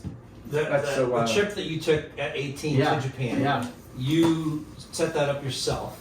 Yeah, like I had like, I knew a distribution over there that was with Eric Christensen. I was getting some wetsuits from a Japanese wetsuit sponsor over there. And me and Lindsay just like love Japanese culture, like just like how like freaked out the people were. They just dressed crazy. They embraced what they were into. Like if you love 7-Eleven over there, and you're just like, you're gonna get a tattoo. You're gonna make your whole life about 7-Eleven. Yeah. And they don't care what you're doing. Yeah. That's what was cool. Like you could look like a freak, and they're just like, they don't even look at you or like judge you or any of that stuff, which is so cool. You know, they're just in their own lane. Yeah. So we went over there, and then, I mean, I've been to Japan, I think, like, I went once or twice every year since I was 17. So, like, maybe 25 times. So, wait, you went over there and did a photo shoot? Well, I just went over there and linked up with people, and I surfed a bit, and then I linked up towards the end of the trip with the Hurley Japan guys. And we just shot all their next year's catalog, you know? We went to, did you go there for that? No, I just kind of went over there and met the guy, and then later, like we linked up, and he's like, oh, let's go to Kamakura Shonen, and we shot all this stuff, and then they saw like because I already kind of had a little name over there, and they were like, hey, like I remember the guy going like, we can market this guy way better than any other team writer you have. So then it started going into like, hey, he writes for this board company, you know, which was Eric Christensen at the time, and like, he has a distribution here with these 5 stores. We can get our stuff into these stores, and then we could do like pop-ups, and we could do like, you know, and then it turned into like shops like wanting to do like collabs with me, and I'm like, oh, let's do it through Hurley, you know, and starting like some little like sublines, like I started this thing like Blacklist, and it was like, you know, I always felt like, you know, I'd be blacklisted from all these like cool things that early. So we'd do like the crappy, like, you know, art show, like very DIY events there. And that's where that kind of all that blacklist thing started. We were getting them into stores that they weren't able to get into stores over there. And I just kind of like, dude, I'd go over there a ton. Like, I mean, I'd go over there once or twice every year and just party with the homies over there and like hang out. Yeah, and party too. They like to party. It's crazy. And so all that's such a weird little niche that you created for yourself. Yeah, but it's kind of weird because it was like, you know, like going into like 18, 19, 20, I was like making more money at Hurley, you know, like we'd and I started this thing, like we kind of had this thing, my dad was building motorcycles, and me and my brother started building motorcycles, and we kind of like this thing started, and then we were in my buddy's garage. My buddy was like, oh, this thing cycle zombies, you know? And it was like, my dad had this old bike, and he kind of was just like a pile of crap, old Harley shovel head. And I think I was like maybe 17, and my brother was like 14, and they were already building this Triumph for Turkey. And it was like, oh, it's like bringing old bikes back to life. This Japanese magazine, Blue Magazine, came over and did this, like, it was like 18-page editorial, and it was like, the header was like cycle zombies, you know, family, and it was like me, my brother, and my dad all on bikes at the stop sign, and it was like at 18 years old? Yeah, probably like about 18, 19, and it's like that whole thing like started to kind of like grow. So then it was like, I had Vespas growing up. I bought a Vespa from Benny, I think I was 16, his Vespa. Your dad was always into bikes? So he had bikes when he was young. We had like dirt bikes because he couldn't like ride a bike. He like did a lot of family stuff with us, you know, like that was his whole thing. He was like, can't go ride my chopper without my kids, you know? Yeah. Like, we had dirt bikes, you know, we go to the river, had boats and like wakeboard and all that. And, you know, then he's like, he's getting to... Bigler's like one of those steezy dudes that had Vespas. For sure. So, You funny know? story. Yeah. He had And a Vespa. I bought it from Benny. I rode it for a couple years, and I was just like, Harleys are lame. You know, the guy with the big beard, it's like old man. And then like started seeing dudes like a Jason Jesse, and there was like this Cap Mac shaft. Yeah. And there was like all these like Sinners dudes they were called, which one of them was John Edwards. I don't know if you know John Edwards from the pier, Northside. Like he rips. And like they all had bikes, but they were like really cool bikes. You know, they had this, it wasn't like a club, it was just, they were called like the Sinners, you know? And I remember seeing like all these dudes' bikes and like, that's cool. It was skateboarding, it was punk rock, it was raw, it was like it wasn't like the old man on a bagger, you know? It was just really cool. It was like, and it's like they all have their little personal, like everybody does their bike. Like, it was like unique. rolling art, man. Yeah. It was like you build a bike how you want to build it. There's no rules. There's no laws. I mean, the laws are put into place for people to break, obviously. That's why rules are created. But you build a bike, and it's like, it's just, you ride a bike, and you're like, man, this is the craziest But thing ever. you could take like, oh, I like that on that bike, and then on that bike, and really Yeah, kind of and I was always inspired by vintage junk, right? So I was like young, 15, 16, like had so many boards, and I was like starting to sell to Japan. I was like, man, I just made $2,000 selling a few boards. And then I was like, So how did that spark? well, that just sparked from literally like my dad taking me to swap meets, and then Rich kind of getting me into old boards. And I was riding them, and then I go to board swaps and be like, dude, that board's like $800. And I seen that board. And then like just the buying and selling, I loved it. Like I just was like there was What was your first Japanese connection? I mean, there was a guy, who I dealt with. There was a guy that had a shop in Japan called Holy Smokes, and he was friends with like Eric Christensen and stuff. And when we went over there, we linked up with him, and I'd sell him boards. And then through magazines, like I'd see people at like Rose Bowl or the Long Beach Flea, and they'd be like, oh, like kind of recognize you from a magazine or something. And then I'd be like, oh, you want to come over and go shopping? And they'd come in my room, and like I remember once a dude came through and bought like 2 boards, a bunch of like clothing, and I was like, I told my mom, like, I had like $3,200 cash. Yeah. And I was like, that's sick. And did you? And then it just started sparking. Like, I was just like, okay, like, people click in and click out to make this in a month. Like, I could make, and it wasn't even, I love this stuff. That's the hard part. Like, I wish I could be into, like, I wish I could be into buying this, because I don't care about a microphone, and it's just like, oh, you could go, you know, resell it. You're buying stuff you like, you don't want to get rid of. And I was passionate about what you're and it was like I said, I have an addictive personality, so it was like I was just hungry. Like I wanted to go to a swap meet or drive somewhere and dig through this guy's garage and find stuff. Treasure and then hunting. it was like treasure hunting. I mean, It's this was like so far before the whole like, you know, TV stuff and everything. But through that, it was like I could connect it with Hurley. I was connecting it with Japan. Yeah, it wasn't just benefiting It you. was. I was selling on eBay, like Craigslist. All these different things, and it's funny because I always told Paul, like way back then, I'm like, I want to start this thing, and it was like before Craigslist, and I was like, I want to call it Scotty's Garage, and everybody puts their stuff on this website for sale, and Paul was like, I'll fund it, and he always says this, he always brings it up, like you could have been a billionaire, and I'm like, how fucking crazy though. so it was like before, and he was like, I had like an IT guy, he's like, Scotty's Garage, and I'm like, nobody, it's like my name, my garage. I'm like, I don't get it. And then you think of like Craigslist. Yeah. You know what I mean? Exactly. It's exactly what you're talking about. List. So exactly Paul always brings this up. And Moto and or not. Well, it was just everything. I'm like, there's just different categories, right? And it doesn't have to be. I'm like, maybe we can even open it up where it doesn't have to be old. It's like a guy's got a cool couch. He just puts it on there. You make your own account. You know, I didn't know how to. It's funny. So crazy. I mean, maybe we can still do it. You know, really, we gotta sign an NDA on it. I'm really. We'll cut that out, you guys. I relate to like what you're talking about with You're a rep. Japanese. Well, I'm a rep, but working for HSS. Yeah. Right? You'd see the Japanese come in. Dude, like, and that was a huge part of the business. Yeah. And, you know, I like took it on. Yeah. Like, I started learning Japanese. I had a Japanese fucking roommate. No way. I went to Japan for HSS multiple times. HSS had a store, right, in Osaka? Yeah. I Because- remember. Did you go with like AP and the crew, or was it just you? No, it was the first time I went was me, Signs, Darren, and Pi.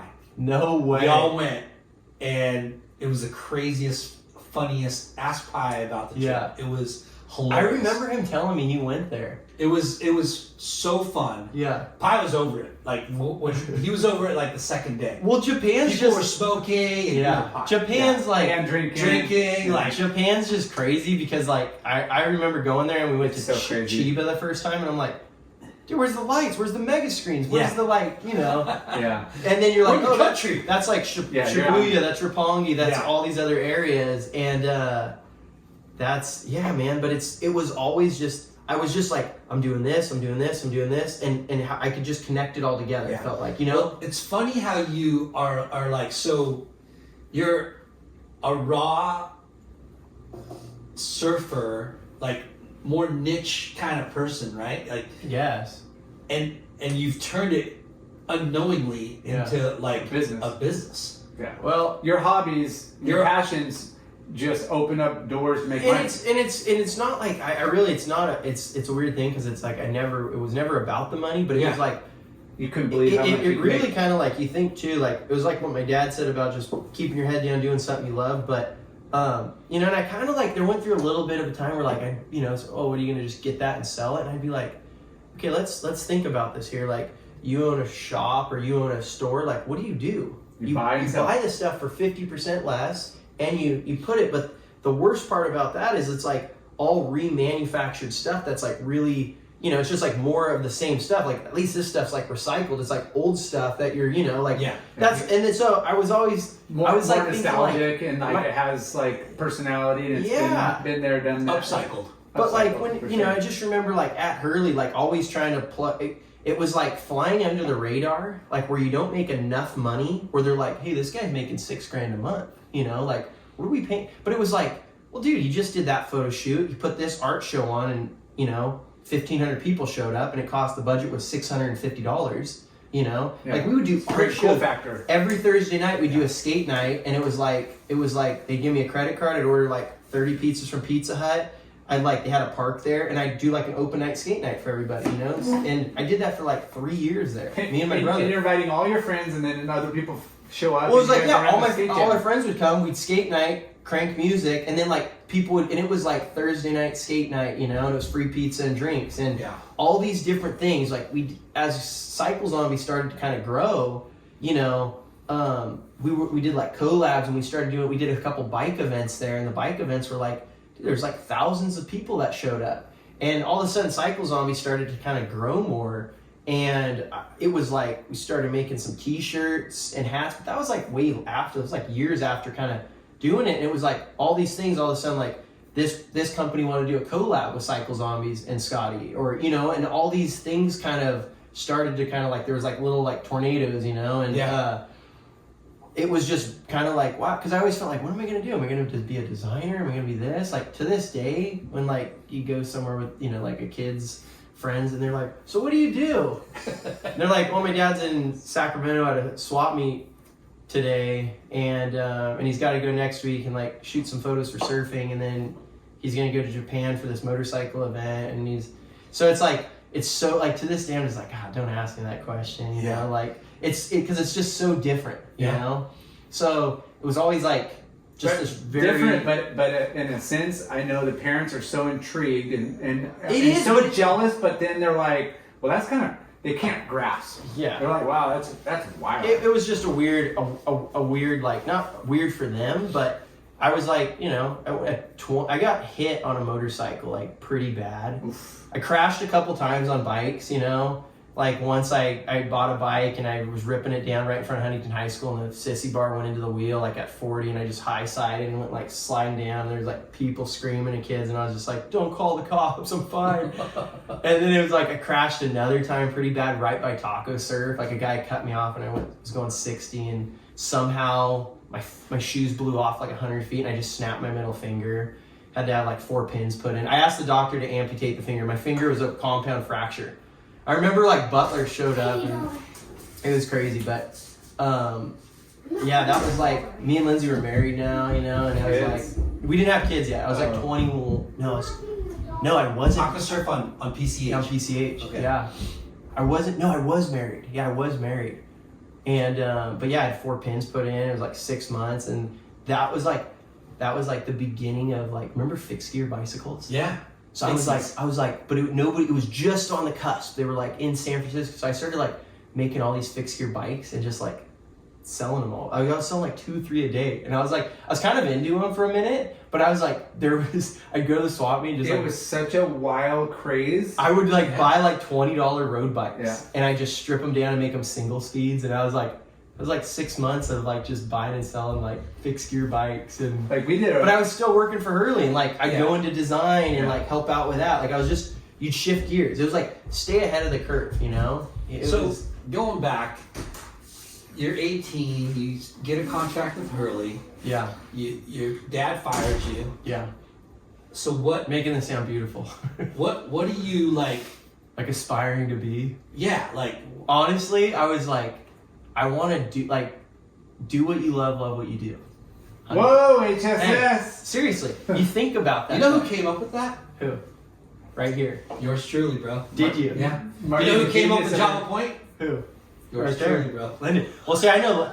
Now we're gonna shine the light off J-Lo. Hey, J-Lo. his head's already big enough. Off J-Lo to Lyndon. And Lyndon was like, I remember going in with my dad, and he was like, oh, like, fired up. And I was like, you know, there was no vibe going in there. It wasn't like going into a shop where you're like, oh, I'm a kook. I don't know these guys. You know, I don't hang out here always. It was like, you know, John McGee. OG, right? Yeah. John McGee. He ran Warner, right? Well, John McGee was like HSS Skate. HSS Oh, that's Skate, right, yeah. but even before he was like, I remember going in and he was like, he just made you feel like you were a part of the crew in there. When I was like little, you know, and I was like, so I just loved the shop from the get go. Yeah. Now I'm like been with the girl that her dad owns the shop, and it's like, you know, you're like in with them, but you're kind of, you know, like you're not like I've never worked there, but going to that saying, it was like, do what you love what you do. Like, I did not like cutting and threading pipe. That's what I did. My dad, you know, he ran a pipe vise, and I hated it. I just didn't like it. You know, you cut pipe and you thread it, and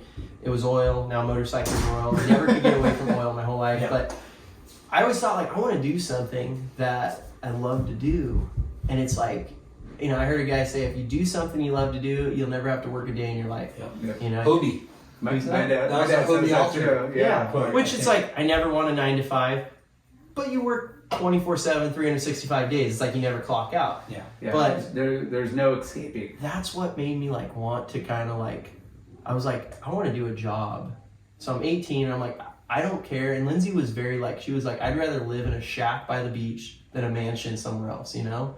We were saving money to buy a house. And I remember helping my sister move out of a house in Seal Beach right off 14th Street, right down from Mahe, Toby's spot, you know? Yep. And I was like, this house is so sick. It was a 2-bedroom freestanding building. And I kind of told Lindsay, like, we were just like, you know, I was like, oh, we're going to get married, then we're going to move in together, you know? So I seen this house and I was like, this thing's sick. It was $1,500. And I'm like, I can afford this. So I'm like, I'll take over the lease. She's like, I'll just leave the laundry machine and I'll leave the fridge. She's like, I'll leave you the couch. I'm like, dude, this is perfect. So I called, me and Lindsay wanted to get married July 7th, 2007. And this was like February of 2007. I like seven. I call Lindsay up and I'm like, I'm going to take over Jen's apartment or her place, Jen and Brent's, you know?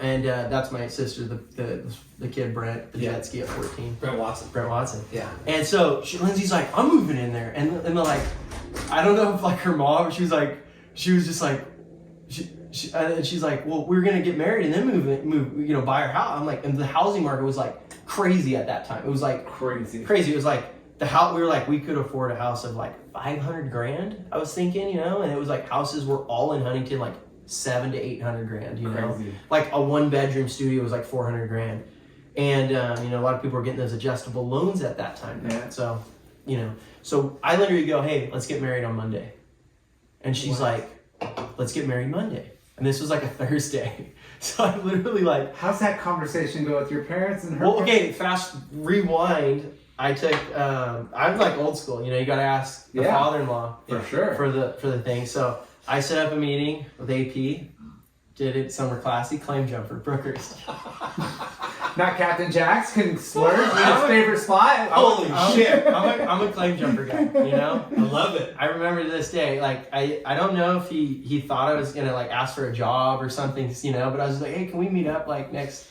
This was like a year before. You got married. I got married, Okay. but and Can we go back 1 second though? Yeah. How was that first pickup at her house? Well, you were already. When I got my 15. car, Yeah. I had like I failed my first. When did you first meet the? When did parents? Taylor have to stop coming on dates? I met Lindsay. You know, we started dating 15. I think it was like a couple weeks of hanging out, maybe a week of hanging out when I went over there, and you know, met the family, and I was just like this. It was like, you know, like it's just a really cool family. I was like, you know, when you meet somebody, you look at like these people you have to be around. You know, like Cher was so nice. Cher is. She was so nice. She was like, you want to go to Savers? I think she drove us to In-N-Out in Westminster, you know, and it was like, that's where the love of In-N-Out comes from, you know? And it was like, we went there, and I think she took us to Savers, and we like bought some like smelly clothes at Savers when it was the old Home Depot right here off Magnolia. Yeah. And it was just really cool. I met AP, and he was just super cool. Was he cool? Yeah, he was cool. No attitude. No, he was. I mean. It was 20. Then it was dirt. It was 21 No, I years. mean, It was 21 years ago. But intimidating. it was just like really like, you know, my dad. I had friends that would come over to the house, and like I had a friend that would like never look my dad in the eye, and my dad was like, "Get that kid out of here. Yeah. That kid's a punk ass." You know, like he's like, something's wrong with that kid. Why won't he look me in the eye? You know. So my dad always character. My dad always raised me like, you shake someone's hand, you look in their eye, like you're in their house, you respect them. You know what I mean? So that was always, you know. So you guys hit it off.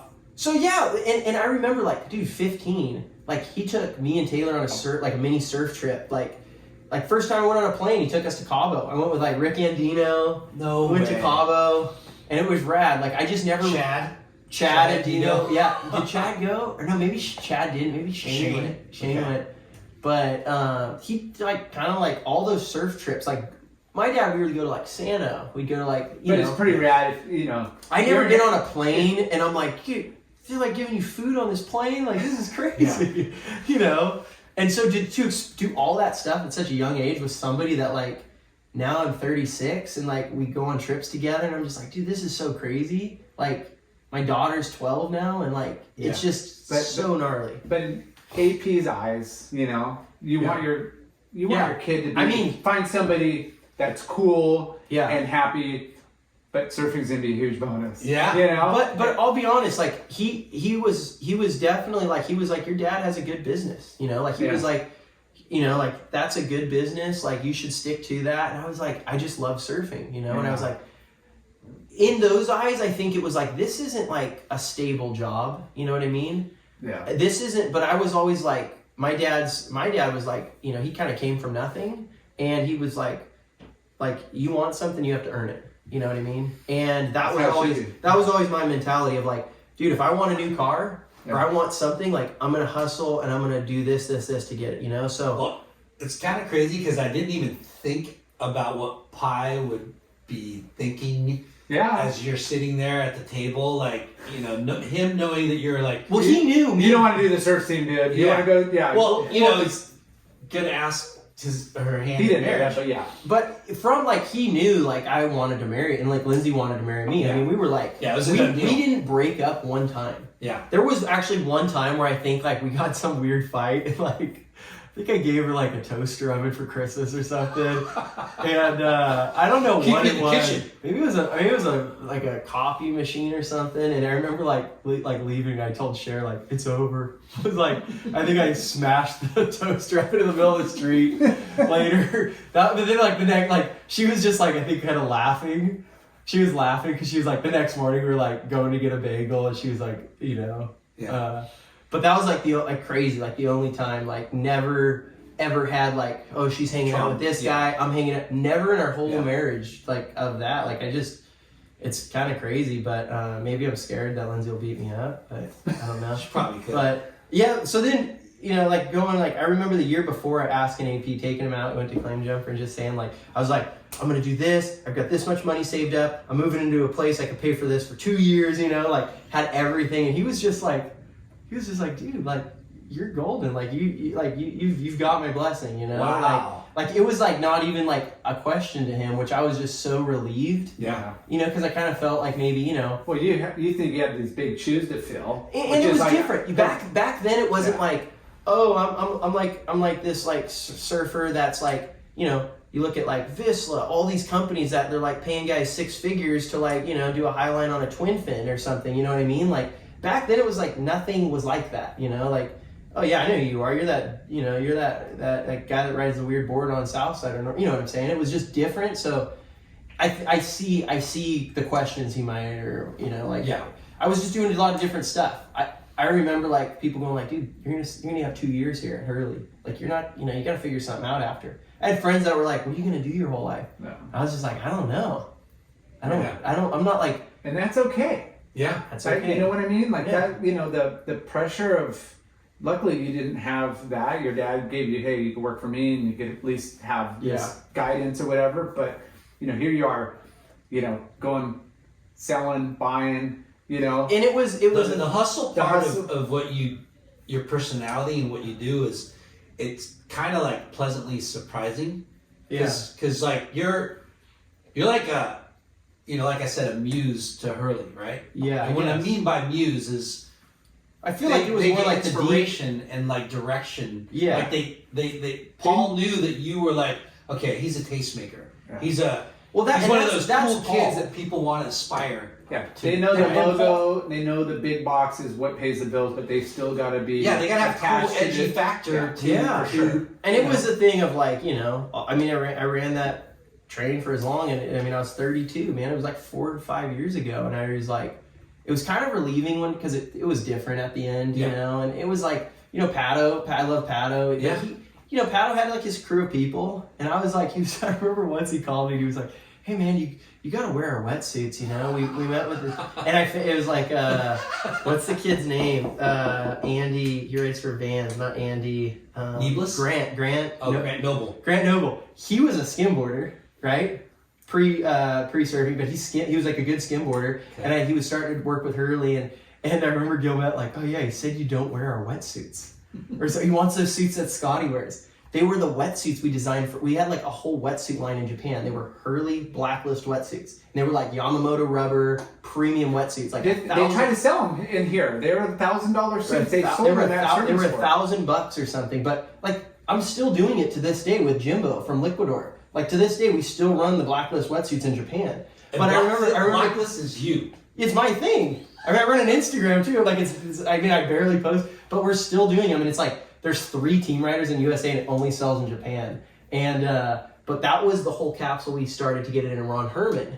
And Ron Herman bought like, I don't know how many thousands of dollars, but I remember Pat calling me one day, he's like, you gotta wear the wetsuits, man. I'm like, the Phantom suits? I'm like, the Blacklist is just like a different, it says Hurley. I'm like, it's got Hurley branding on the arm, you know, but it's like, and he's like, oh, I see, okay, you know.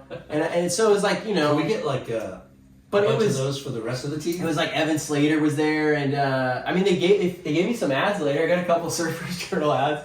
They got like a full like, you know, 2 back end. It was like Greenbush on a single fitted Hawaiian shirt. You know, wow. Like I got my ad. You know, years later, but it was like it was just you had a separate line at Hurley.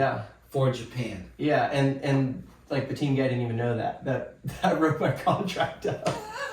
Well, you know, I mean, I love Pat. Pat. But you gotta look at his wheelhouse. Yeah, his wheelhouse is like, I get it. Yeti Nichols, you know, like, and I golfed with Pat. I know. I mean, I got a couple bogeys, one birdie, our East Coast tour. Yeah. But Peter King, like, I link up with Peter King. Like, PK's awesome. Still like, I mean, PK's the man. You know, like, I got like so much.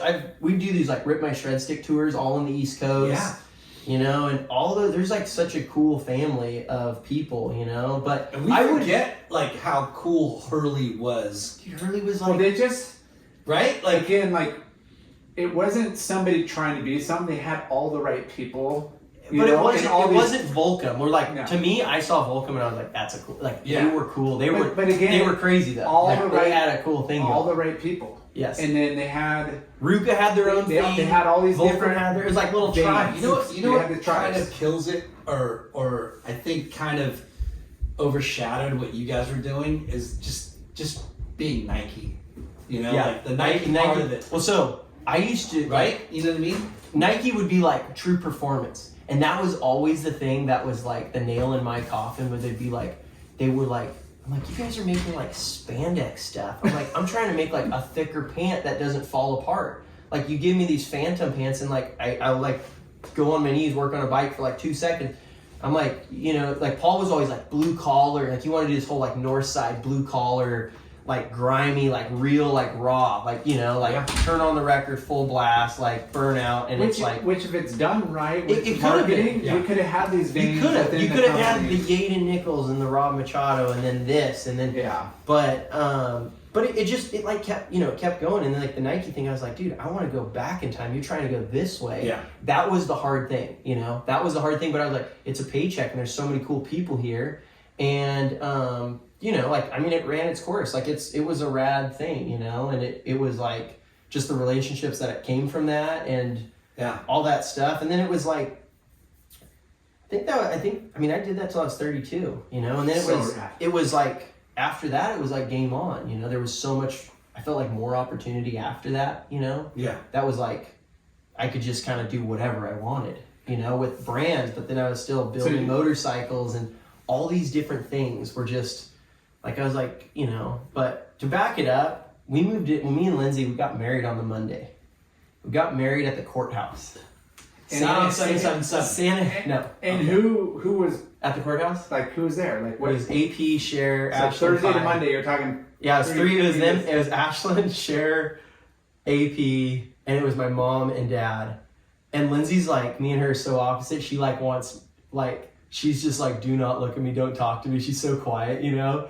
And then I'm just like, yeah, what's up? Like, you know this, you know what I mean? Like, and so like she's just like, a wedding would be my worst nightmare, you know. Like, she was like having a hard time standing. And I'm not even gonna say how I proposed, because it's like the worst way ever. I just thought it would be a good idea, but it wasn't. We're not gonna get a good idea.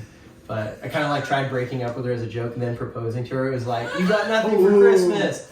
Surprise! You getting a good Christmas present. And I did it at the Cheesecake Factory. This guy. I love the Cheesecake It's Factory. so good. Yeah. It was literally a scene out of Step Brothers. To this day, I regret it. Did you guys have a ceremony? But no, so we got married at the courthouse, and we were just like so stoked to like have our own place and like be married. It was kind of like, I mean, we were kind of bummed because we didn't buy a house. Like, that was our goal. Like, we were just like saving to buy a house. We were like, it's never gonna happen.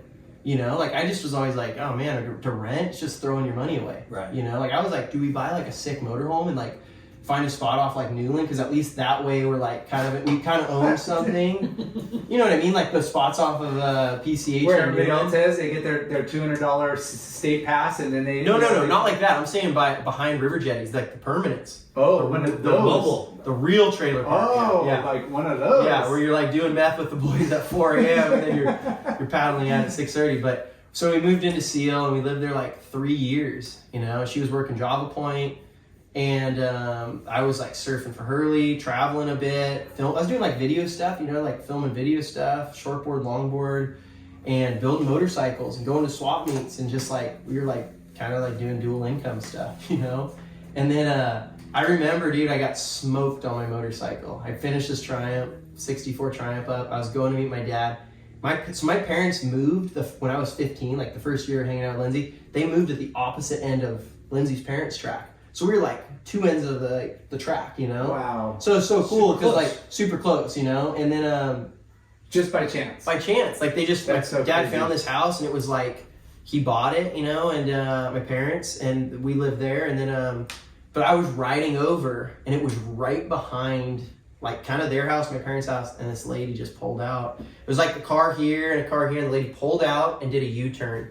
And I already crashed a couple times, and it's just, you get this weird feeling, like, if you ever been doing something like snowboarding or whatever, and you crash bad, you're just like, this isn't normal. Like, especially on a motorcycle, when you're like, it's like everything goes slow-mo, your tires skidding, you hit the car, it's just like that out-of-body experience, you know. And I woke up on the other side of the street. It was bad. I broke both legs, my pelvis, my tailbone, couple ribs. Just remember they're laying How on. fast were you going? I was only going like 35, 40. Helmet? Helmet, yeah. 35 miles an hour, and 30 you or broke both legs, and maybe 40, because it was like, going 40 into the side of a BMW. Like, there's a hole in the side, and I woke up on the other side of the street, and I just remember I saw, when you're riding, you'll watch wheels, like, on the car. Like, if you see a car, you're like, their wheels are rolling, and you're like, they're moving, you know? And I just remember seeing her. She was talking to this car like this, and she pulled out and then did a U-turn while she was on the phone. And I was 21, so it was 15 years ago, about 16 years just ago. after you got married? So, first year, I got pulled on a stretcher. I remember Lindsay was there, Cher was there. They heard all these ambulances, and Lindsay knew I was coming over. My mom was there. The lady that hit me was a real estate lady. It was crazy. It's crazy. Ready for this? They were doing their Thursday tour of their houses. You know real estate? Do you do some real estate? Yeah. Thursday. Yeah, doing Stanfield. Well, Stanfield Real Estate. Yeah. I don't know if Stanfield's listening, if he listens to the podcast, but it's a Thursday, and I remember seeing his car. It was a black Suburban. Preview. It was a black Suburban broker. Yeah. So she pulled out, and it was like, cops were there, police report. I'm in the hospital, ICU, 7 days. Like, I had my saturation levels were all messed up. It was just crazy. When I went home. Internal bleeding and stuff, or? No, it was just like pelvis. Like, the handlebars broke right here. My pelvis was broken. I had like 3 bones in 1 foot. So it was like no weight bearing, laying on your back for like 4 weeks, 3 weeks. It's my 1 year anniversary, you know? Lindsay was wiping my butt. 1 year anniversary. Oh. Yeah. And that's a true love right there. You got really close. That's true love. We did it backwards. Usually you do that when you're like 80. Yeah. So I was like, fuck. She was like, that's a keeper. That's a keeper. And I was like, I had to move back because like our house had like 3 steps. I was like living back. It was like, with people, and then, it took a long time to kind of recover, like I was just like, I was just like, man, am I ever going to be better? And I recovered kind of like 5 months. I was like fully back 6 months, maybe. That's so fucking quick. But it was, being young and skateboarding, I feel like, you learn how to crash a little bit. And you don't. Do you remember, like, landing and then just getting No, I remember hitting the bar, hitting it, and then waking up on the other side of the street, holding my legs. My legs just hurt, and I was just like whimpering, kind of. I was like, oh, and I remember the lady over me, and she was crying, and I'm not like the guy that cusses people up. I was just like, I think I called her a biatch. I was like, why are you crying? I was just like, you hit me. And I was just like, I just wanted her out of my face, because I was just like, why did you do this? Like, you saw me, you know what I mean? And she did the craziest thing, man. Like fast forward, way forward, there was an open house, and her name was Liz Noriega. Dude, this is gnarly, but she had an open house, and we lived down the street from this open house. I lived kind of behind the wetlands area now, and there was an open house, and I'm like, let's go in there. Because she never called and never checked in or anything. And I got a little bit of money, I got money. It's like, I was gonna ask that. We got a house. Yeah. No, I didn't get much money. It was $22,800,000. It was a little. No. It wasn't. It was like we got a new house. Hey, I'm gonna tell you. We got a new sponsor for the podcast. It was, my medical bills out. I was like, it was like, it's like a hair, like 80, 90 grand. I'll be honest. I'm just telling you. Medical bills were 80. No. So that was covered. I think I walked with like 80 or 90. And what I did is I just put that all in my savings, Put it all in my savings. You walked with 80 or 90 grand. Yeah. Okay. And that was like, at that time, I was like. It's a nice little chunk. But it wasn't like. Not for that. Not for death. 5 months. Yeah, and it was like. Of your wife wiping your butt and being bedridden. 5 months of rehab. But now it was like, I was 23 now, and the market crashed like crazy. The housing market crashed. It was like, everybody was losing their homes because of the adjustable, and we found this house, like kind of where we both kind of grew up and liked, and it was already had an offer in on it. It was a bank owned, and it was like, I don't know, it was like $520,000 or something. I was like, we could maybe do this, but it was a backup, and we were a backup offer on this house for 6 months. And like, finally our guy that we had, he was like, I don't even know, really crappy. It was like a loan real estate. I know. Jay Larson, you're selling a house. You contact J-Lo. Hook me up, bro. I'll hook you up. Yeah. J-Lo got you on low price. So we got into this house, and it was just like boom, like the craziest thing ever. And it was like It was just like it was meant to be, man. It was like a God thing or something. It was like a 5-bedroom, single story. It had an addition. 5 bedrooms? Yeah, it was like a 3-bedroom that they did this weird back They're like, addition. you gotta have at least 4 kids because that's. So me and Lindsay wanted to have 10 kids. We were like 10, 20 kids. Like, let's have a stupid amount that like you go to a restaurant, people are bummed. You know, like we're that family. Like, and it was like, you know, like you're getting the banquet room, and nobody's getting drinks. Jumper. Yeah. No one's getting drinks. We're all getting waters. We're getting like one appetizer. And Tipped at We get some 12. more bread. Can we get some more bread, Yeah. please? Salad, Chips. salad bar, one plate. Yeah. Rotate. You're taking first shift. Now it's Olive Garden because all you can eat breadsticks. Yeah. So Olive Garden's still around? I don't know. Yeah. It might be. Yeah. I think someone got a rat channel that went bankrupt. But. So a 5 bedroom. Well, it was a 3-bedroom. It did an addition, you know, and it was like just so we got the house, and it was like I had a garage and seal, and it was when we moved in, it was like I had like 10 motorcycles, you know, old choppers, Harleys, and I was like, forget the house. Like my dad, like new water heater, we drywalled the thing, like. He built surf racks. I just had tons of boards, like because my garage was huge. Like at Seal, it was like 2.5 car deep. So like the garage was just like boom. It was like the craziest garage looking, and the house is like empty, you know.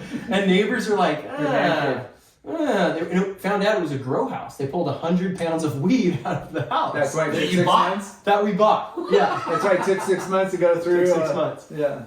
So It was a grow house. It was a grow house. So first 220 wired everywhere.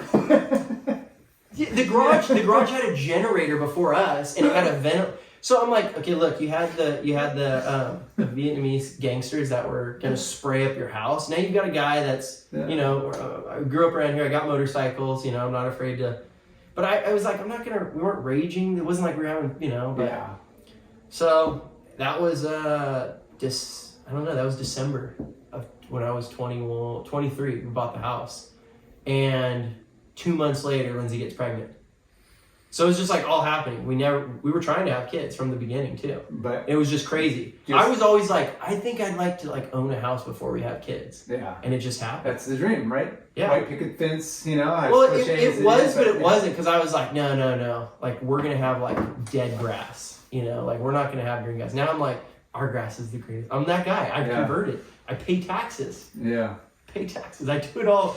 You know, You're part of the. I'm part of the, yeah. You're legit. I'm legit. So we had a kid, and then we had another kid after that, like 6 months after. We had Rosie. And I remember we were in Hawaii, and Lindsay's like, I'm pregnant. And I'm like, Rosie's 6 months old. You can't get pregnant. This can't happen. I was homeschooled. Didn't really have a lot of sex ed. You know, didn't really. We just got done having this one. We just had Rosie. The body just had to go through like, okay, this is what I'm So, supposed but to do. it's like if you had kids that are really close, they're like best friends. They're like in there. So Rosie's 12 now. Izzy's 11. We had another girl, Goldie. She's Rosie, 10. Izzy, and Goldie, and Sid. So then we had 3 girls, and I'm like, I'm content. I've got 3 kids. I'm content. And my friends, oh, you got girls, and I was like, they're like little workers. They like make breakfast. They're like, you want coffee? I'll make coffee. You know, like they were like super. They're like little. They're like little homesteaders. You know, they're just like, you know, they love like making stuff, and like, you know, like they're like love language to me is just like, you know. We know. We both have girls. Yeah, we get it. You know, so then after 3 girls, Lindsay's like, let's have another kid. I'm like, we're gonna have like triplet girls, like, you know, I don't know. We had another kid, and she got pregnant, and then I was like, wow, 4 kids is a lot. And now we're like, I don't know about 10 kids, because 4 kids is a lot. You can only feed kids cat food for so long. Then they start figuring out what real food is. You gotta, you know, advance it up, and then we gotta homeschool them so no one they can't find out about. Yeah, we have the basement, 1-way entry, you know. So I came back from Japan, and I remember walking up, you know, burnt out, like a 22-hour flight or whatever, and she's sitting on the porch with this little like picture. And it's funny because I put security cameras at the house, so I have this footage forever, and it's like awesome. She's just holding it up, and I'm like, what is that? And she's like, I went to the doctors, and she's like, we're having a boy. And I was just like, dude, I'm like, I can cry right now, but I just remember like picking her up, like just hugging her. I'm like, oh my gosh, like, So wild. you know, like I'm tearing up. I watch The Notebook, I'll cry, you know. But I mean, Then Sid came. as a man, you know, there's just something in our DNA that wants to have a boy, but then But it once wasn't- you have but you don't. That's what we're programmed, and then you have a girl, and you're like, Yeah. I don't need anything else. Like I know. have a healthy kid, and the girls are. So That's it. freaking Just rad. having like when you go and you're like you see that kid come out and it's like the craziest thing ever, and you're like, oh my gosh. That's when you go and hug all your parents and grandparents, and you're just like, I know what life. That's what it is. And I remember going on trips with like Mitch Absher is a good buddy of mine. He started Captain Finn, and we travel everywhere. And he's like, man, I want to get home. I miss my kid, Indian Rivers. And I'm like, dude, come on, man. Like the kid's like. I don't know, like, kid sucks. Like, you know, like, it's the way you think. And then you have kids. It's like, people who have dogs, they don't have kids, and they're like, look at this dog, my dog's so cool. And you're like, your dog sucks. You know, like, have a kid. And then, like, it's magnetized. Your love nephews, for- nieces, whatever. You're like, oh, I get it. That you're connected. I get it. You and feel that's so cool. amazing. And you're like, that is nothing compared to the the dog love of the kid. And you it's, love them all. As your kids get older, you're just like, I'm just like, dude, I don't need friends now. My kids are my friends, and they can't leave me for 18 more years. So, I mean, today I was like with Sid, like now Sid's 5, and he's like, they're always, the girls are like, take Sid, Dad, take him, take Sid, you know? And Sid is like the kid from, he's just like, you know, he's just like a boy. He's just like a boy that's just like dirt clod car, boom, you know? He's like the boy I've always wanted. Which again goes through the DNA of like we're so wired different. He's and like, and it's funny because I know gnarly. people that are like, oh yeah, like friends that skate, and they're like, my kids don't like skate, they're into like, you know, this or that, and I'm like, I never push the kids. I'm just like, I'm going surfing, I'm gonna neglect you on the beach with the board, you know, and then they grab it and they gravitate towards it. Now it's like Sid's just like, oh, I want to skate, I want to, you know, surf. He wants to make weapons and you know, like the girls are gardening, Sid's making weapons, you know. He's like made a sick weapon today. He's like, it's starting a bonfire. Yeah, he's like all about, you know. I mean, been pretty hot on the tweaker topic on Huntington Beach tweaker, so he's picked up a little bit of that. He's really into like different situations that tweakers get in his way. Different maneuvers he could throw at him. It's good though. Don't you have a cool little ramp? Yeah, so ramp in your that's driveway? when World War III started in the neighborhood of. Hey, I got one of those. He's got a ramp. No, but he's got a built-in See, yours is wood. cement. Yeah, but it's loud and. See, wood's up. Lindsay, I think I was like my 24th birthday or something, or I don't know, but she threw me a surprise party, and I just like to be grumpy on my birthday. I don't know why, it's just what I do. I just get mad on my birthday. But on my birthday, she threw me a surprise birthday, like invited all these friends, like she doesn't even really know, like, and then like she got me like 2 like 5-foot wood quarter pipes. And it was just like, gaga, gaga, gaga, gaga. And I was like, this is sick, you know? I own my house. I can do whatever I want. Yeah, I mean, I could grow 100 pounds of weed. That's what you had before.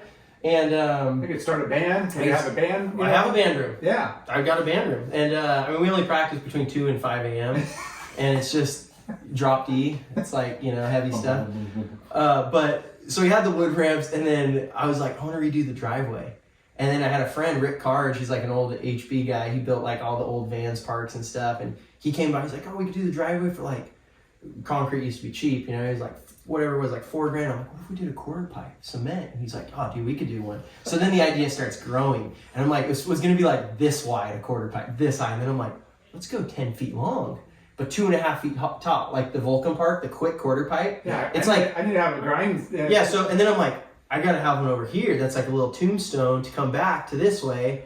And then, like, you know, some neighbors started getting pretty bummed, you know, because Carge was like, hey, I'm going to fit you in between jobs so I keep the price down. And then the city started coming out. And then I was like, I just called Rick and Dino because homie Rick's, HP. And he came over and he just wanted to talk old stories. But he's like, yeah, you got to pull it off the wall and this and that. And things got kind of crazy. I'm just going to say that because it got pretty crazy. People might be listening, but Was Rick able to help you though? He just was like Rick was like clear. Rick was clear. He was just like, hey, for every foot high you go, you got to go off the wall, and then it's your property. And then we just did it, you know. And it was like another thing, man. It's like AP. He's gone to the city 1,000,000 times. He knows how it works, and he's like, dude, this is what you believe in. This is what you're about. Like, I back you. If you need you need help going to the city, if anything does get weird further later, Yeah. if people are trying to get this ripped out, like this is your property, you know, like you're not doing anything wrong. Yeah. You know what I mean? This is a simple. Keeping the kids off the screen and off the TV. Yeah, off the and I mean YouTube it's been there like 6-7 years now or something. Maybe 8 or 9 years now. And like to this day, like we still like skate the front yard all the time. It's like the thing that's kept me like, you know, like it just like a couple 5-0 grinds, and like even Sid now, it's like it's like having that like, you know, right in your front yard. It's just it's right there, and so it just keeps him on it. And so I got a full like little skate park in the driveway. I got 4 rats, kids, just, you know, and So awesome. it's, yeah, man, it's just crazy to think, you know. Now I've got a shop space, which is Cycle Zombies. It's right off Gothard, and we do some apparel stuff, building bikes in there. And I have one guy, my buddy Kioski, this Japanese kid, he helps me in there, and do a lot of sales to Japan, sell a lot of bikes over there. Like before they're even finished, they're sold sometimes, you know. That is wild. So is You got a niche. what is your So it's like, if you're like, what do you do? Yeah. I mean, I like to surf, and like I wake up and I like hang with the kids for a couple hours. We throw dirt clods at cars over the wall. No. And then I go surf, and I go to the shop and work on bikes. Or it's like, if it's not working on bikes, it's like I'm still like surfing and like work with like 5 different brands that still pay me. Work with like Uppercut Deluxe, Electric Eyewear, Stance Socks. Kind of in between board things right now, but I'm working with the guy at this company who's like all these different things. Still doing my wetsuits in Japan, Blacklist. Is it all Scotty, or is it like No, that's like me. And then Cycle Zombies. Cycle Zombies. Cycle Zombies is just me now. My dad's like, it was like a weird thing. Like the whole family kind of started it, and everybody's just kind of done their own thing now, and it's all kind of left on my shoulders. Which, you know, if you were to like just Google it, you'd be like, this is huge. But you know, it's a lot. You know, like running a brand, it's a lot of work. Yeah. But I kind of feel like the worse job I do with it, the better it grows. It's very like I feel like kind of Well, like you're creating the demand by not creating demand. You're yeah, just it's kind of like, I mean, you got all these other brands that were like Deus and these things where it's like, I mean, those dudes, I remember when we first started it, and they came up and showed me in Turkey, like, dude, we're going to do this brand. And they had this whole like lookbook wall of like stuff of us. And we were kind of flattered. And then fast forward like 6 years, you're like, Deus. Dang, Yeah, you're like, oh, we just never like brought in an investor, brought in people that knew what they were doing. We were like going to Japan for an event. We'd like sell out of 150 t-shirts in a couple hours. And then we were just like, oh, $40, we'll stencil whatever you give us. And we were like, you're like, man, I made 10 grand today in this event. That's killer, you know? Like, but I mean, that's kind of like I feel like I really need to kind of focus on that stuff. But I like to do what I like to do. That's the thing. Like, I don't on your timeline and not feel pressured and like having to be Exactly. big corporate. Exactly, but I love finding stuff, you know? Like I love building bikes, finding stuff, and like through the bikes, it's crazy, man, because it's like that whole sub pop culture of like surfing, music, People with money, motorcycles, like it's just opened up so many different doors and relationships, and you know, it's like, well, you've created a niche for yourself that's like surfing and art and motorcycles. It's like it's such a unique way to have a hobby and make a living at it. But even from like the beginning of like buying these boards and having these like collectors that or was- people coming, Yeah. and you're not catering to the Joe Schmo. You're catering to people that like have an eye. They have a They have big, the big same wallet. passion. They have that, but they have a And a they big have the pocket. money. Same, yeah. Yeah. So then now you're taking that knowledge of what you're doing from the swap meet with your boards and Yeah. everything, and now you're doing it on the bike side, which is just another circle of people with money that have the same passions. and it was Crazy. kind of like too, like taking it from one platform to another, you know, and it's been like, I always think back, like going all over. I mean, been to like Indonesia, Germany, France, all these different things through motorcycles. And it was always surfing. And now it's kind of funny because it went to bikes. And now I'm like, man, I just want to go back to Japan to like surf all those rad spots, you know. But I go every year for like a couple big bike events, you know. And it kind of all like you know, doing collaborations with like whatever brands you're working with. Yeah. It's like it kind of ties it all back, you know. Like been with Electric forever, you know, and like we just got a buddy of mine, you know, doing a rad collection with Jason Momoa. He's he's a buddy of mine. He's got like five I think he's got 5 bikes, CZ Cycle Zombies bikes.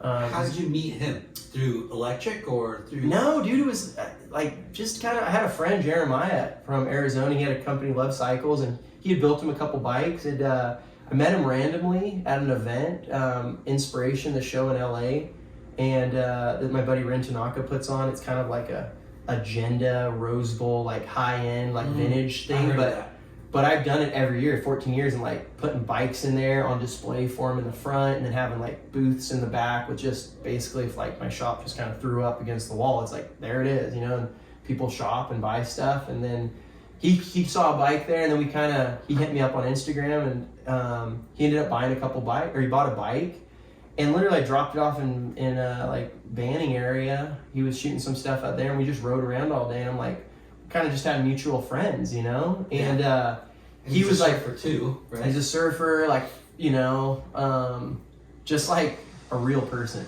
you know, like you got people like I've met, and you're like, you live on a different planet, you know. This dude's like nitty gritty, like, I mean, we've been friends now 5 years, and like, you know, he's just like at the shop, passes out, sleeps on the ground, you know, like real deal, like doesn't need much, like eating cold hamburgers, like.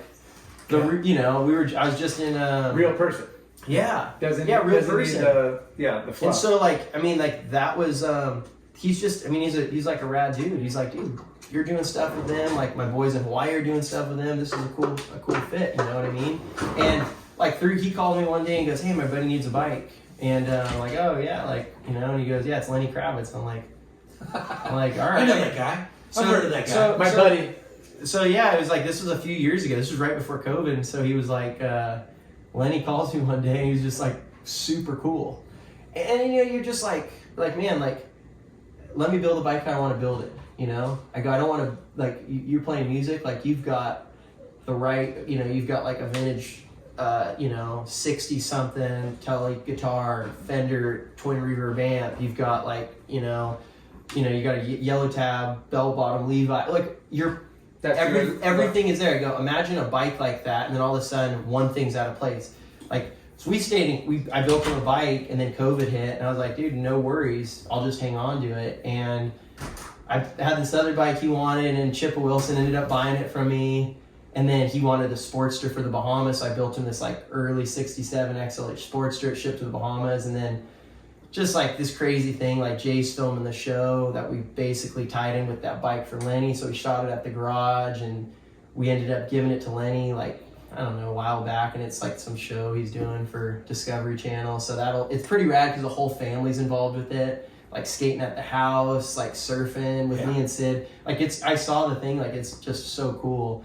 And that's like all, you think about it, it's like all from like surfing. Yeah. And like all that stuff, you know, it's like just like a really, like, I don't know, it's kind of just like following your dream a little bit. I know it sounds cheesy, but it's like like I always say, it's like everybody's equal in life, man. Like we're all just the same person, just wired differently, you know. So if this person's up here, you know, I don't know, but just to take something from one platform and have it here, you know, it's like Instagram's a pretty cool thing. It's kind of like a tool. You could, you know, cut your arm off, or you could build a house with it. You know what I mean? Yeah. Where that's how people communicate. Like I can't tell you how many jobs like I've gotten just through Instagram where they're like, oh hey, this is this, like, you know. It's 2022. We want an interracial family for the photo shoot. My wife, you know, we bring it together. I mean, you're a marketable person now. Yeah. It's wild. I've right? always been. I know. Yeah. I know. We're gonna have to cut that out. Sorry. But, one edit. But no, it's fascinating that, you know, you've got these high caliber celebrities with like deep pockets, and they could just go buy the coolest guy that has a show on, you know, History Channel, or, you know, whatever, and buy a bike from them. But they're like, you know what, I want to support the small guy, but yet they're putting out killer pieces, and it's something that his other rich buddies or the other people that are affiliated don't get. You know, it's not always like about, people think it's always about the money. Like I had this green pickup truck forever.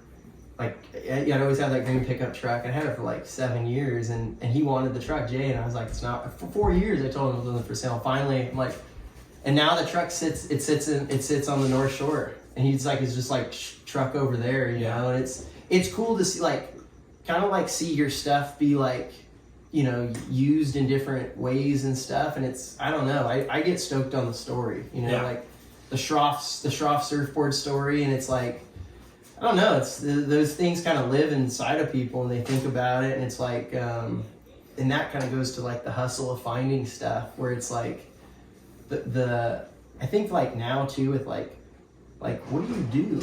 It's kind of like you've got this like Rolodex, right, of relationships and friends and contacts and connections, and it's kind of like connecting the dots in a way. Yeah. You know what I mean? And kind of like, I mean, really like it's fun to build stuff with people in not a cheesy way and like see how you can kind of like, it's like a puzzle. Like this goes over here, this goes over here, this goes over here, Yeah. And to be able to support your family and like stay afloat, like. Yeah. I don't know. I'm always like, when's the train going to stop? And I'm going to have to start working on the train. But it seems like you have a good sense of like your own vibe, your own personality, your own aesthetics. And then you see these other people come in, like a Lenny Kravitz. You're like, look, I know what you're about. I know what you like. I know your steez. Let me kind of like... And just to be real with them, be like, dude, you want something cool? Yeah. Like, this will be like... This like, is, let me put my twist on what... And if you don't like it, then cool, I could probably sell it to somebody else. Like, and that's always kind of been the thing. I mean, like, Japan's always like... I love... I mean, Japan, they're just like... When they buy something, they buy this, they like fix everything. They make it... They're just like, this is it. Yeah. And they like revolve their life around it all of a sudden. You're like, man, they're like, so people are like, oh, you like sold the bike out of the country. And I'm like, dude, this person, like I sold a bike over there like 15 years ago and this guy still has it and rides it every day and takes care of it, fixes it in the maintenance. And I'm like, that was 15 years ago. Yeah. It's funny how like... The collectors. Yeah. Well, just people in general that are like that, they take pride in what they have. Yeah. And, they'll spend the money for it and they'll take care of it until their dying day. Totally. But it's so funny to hear you talk about, because you're a homeschooled fucking kid from... Yeah, I'm a moron. Not a Mormon, because he has 4 kids. Or not a Mormon. A family of 7. Yeah, you only have 4 kids, bro. Hey, my parents just moved to Utah. I don't know. Oh, no. My dad, I don't know. My dad's. We see where their favorite is. Your sister, they want to go live next to your sister. No, but it's just so interesting because you are. If someone like walked up to you, and they look at you, and you're like, this dude's pretty. He's pretty fucking. Scrap. What are you gonna say? I'm waiting for it. No, it's a compliment. You got style. You got a certain air of like, hey, I'm comfortable of what I do, and you know what I mean. Well, and that's kind of like, I feel like that's your gift. I don't like. I mean, just like, what do you like? You don't bend over and like. What do you like when they're like, what do you do? It's like, oh, like I remember somebody going like, man, you got 10 motorcycles in your garage, and like 20 surfboards. Like you don't leave at 8. And they're upset about something that maybe was Yeah. And I'm like, and they were like, this. I think he said to me, he's like, this shit isn't right. And I'm like, yeah, man, you're right. I'm not right. I go, me and Lindsay are 26 years old. We got 2 kids. I'm like, I have 10 motorcycles in the garage, like 100 surfboards on the wall. Like, you're right, man. Like, I don't work a real job. Like, I'll probably have 5 more motorcycles in a couple days. Like, I don't know. You know what I mean? But it's kind of like hard for people to grasp that. Yeah. Though, normal's not fun always, right? No, not at all. Like, I mean, I try not to be normal every day. We could take the truck over to Edison Lot and just rip some burnouts and break out a little bit. Yeah, Edison Park, let's go. No, but it's refreshing to hear like. But it is, and lately, like, I mean, I've kind of felt more and more like, just I don't know, like, I just kind of feel like.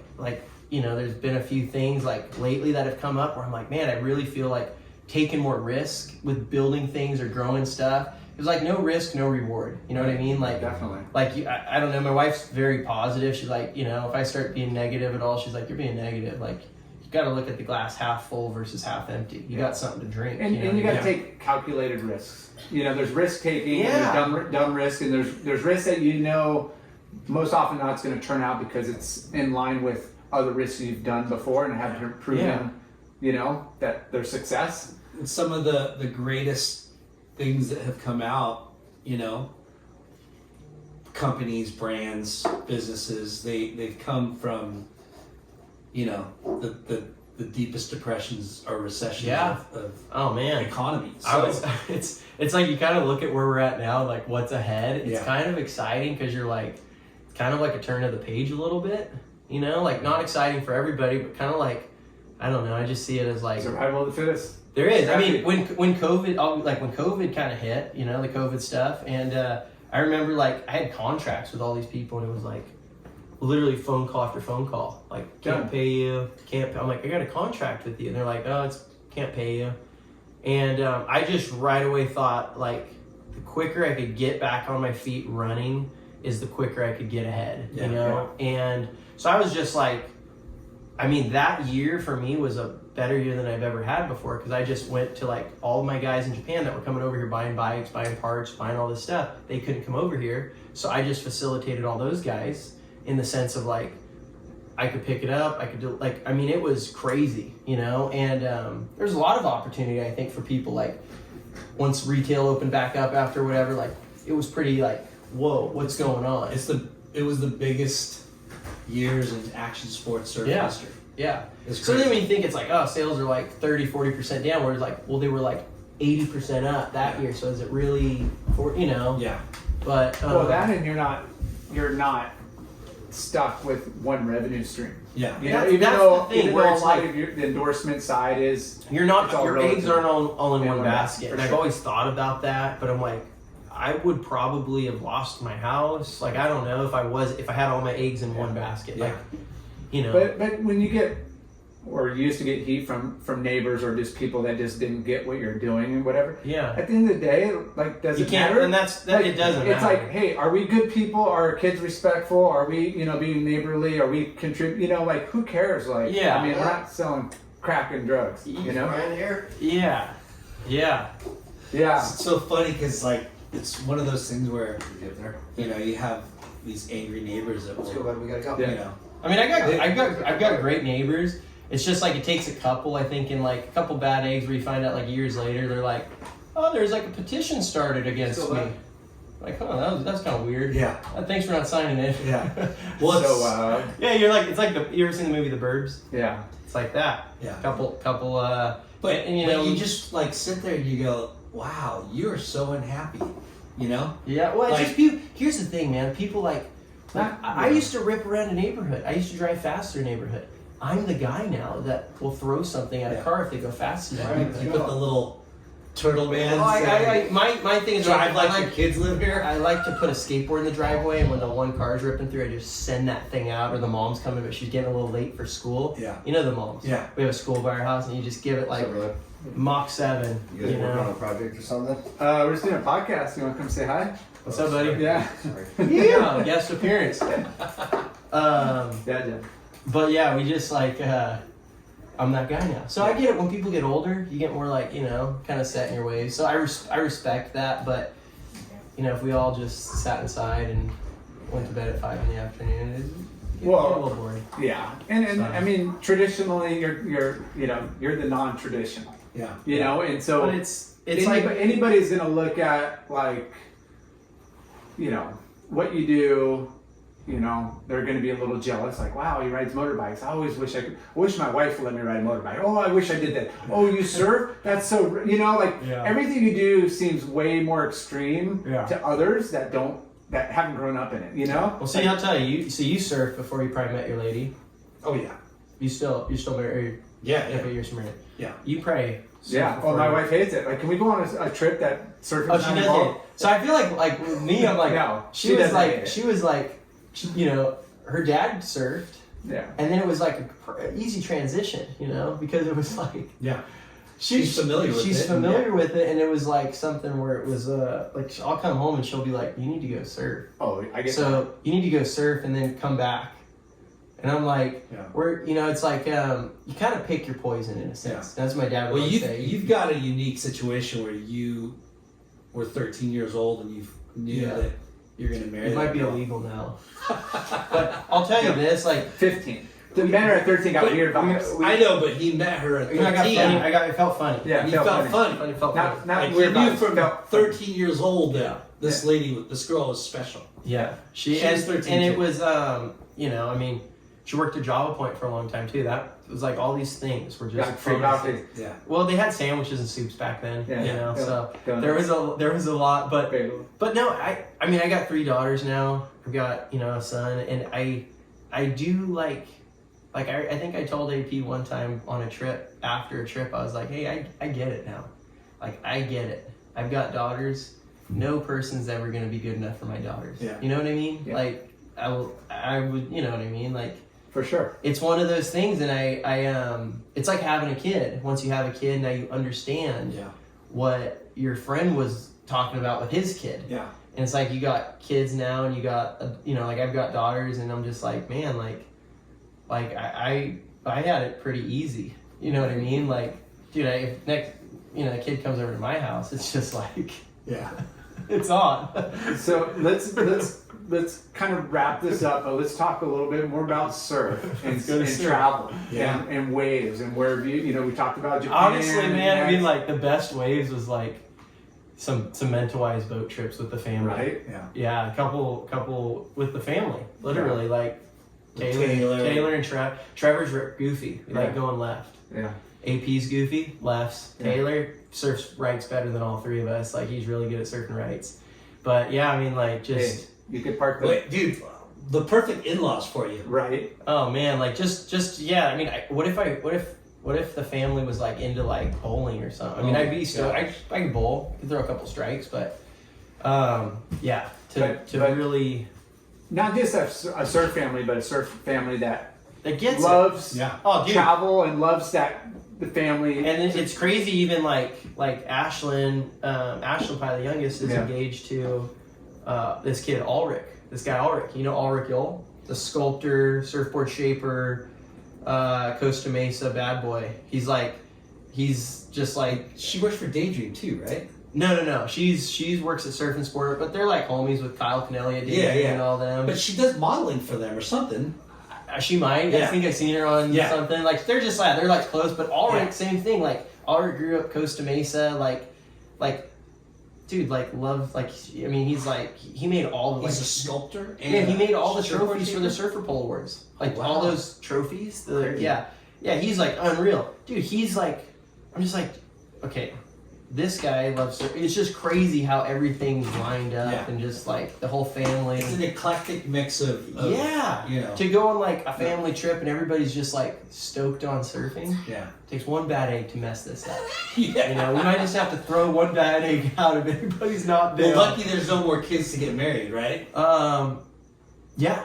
Right? Like Yeah. you Yeah. got everybody in Yeah. place to where there's no dynamic. Yeah, we just gotta keep it like this. yeah. But it's almost like the parents, the parents, the grandparents, the kids. It's almost like you can't go on boat trips anymore unless you like do it in No. parts. Now Yeah. it's like, it's just like, you know, we'll just, but now we kind of have like the family that people are like, well, they're scared. We've gotten to that point with all like, Taylor's got 3 kids, Trevor's got 3 kids. It's just crazy, dude. Trevor's married to this girl, Jenna, who is Troy Elmore's sister. Troy Are you Elmore. fucking kidding me? Troy Elmore, like, I've known Troy since he was 19, him and his mom, Trina. Wow. Like, Troy's like a little brother to me, you know? That's crazy. And like, so Jenna, okay, weirder, Taylor married Delaney, Yeah. which Yeah. Delaney's dad is Archie. Archie yeah. Yeah. from the Cliffs, Yep. right? Fixed my board a couple weeks ago. There you go. Great beard. Yeah. Archie Okay, Gadachi. you ready for this? Archie bought my old Vespa like 18 years ago. That was Benny Bigler's. The first Shut Vespa. up. Archie still has it. That's the one. That's the always- one. He just painted it green. Oh my god. Yeah, You so sold him 18 years ago. Yeah. And he still has it. he still has it. Dang. So I know Archie. I used to live across the street. You know, like Toby lived in his track. I lived like behind that Vidoc thing. But I would go over there when I was like 14 and was friends with Riley, his son.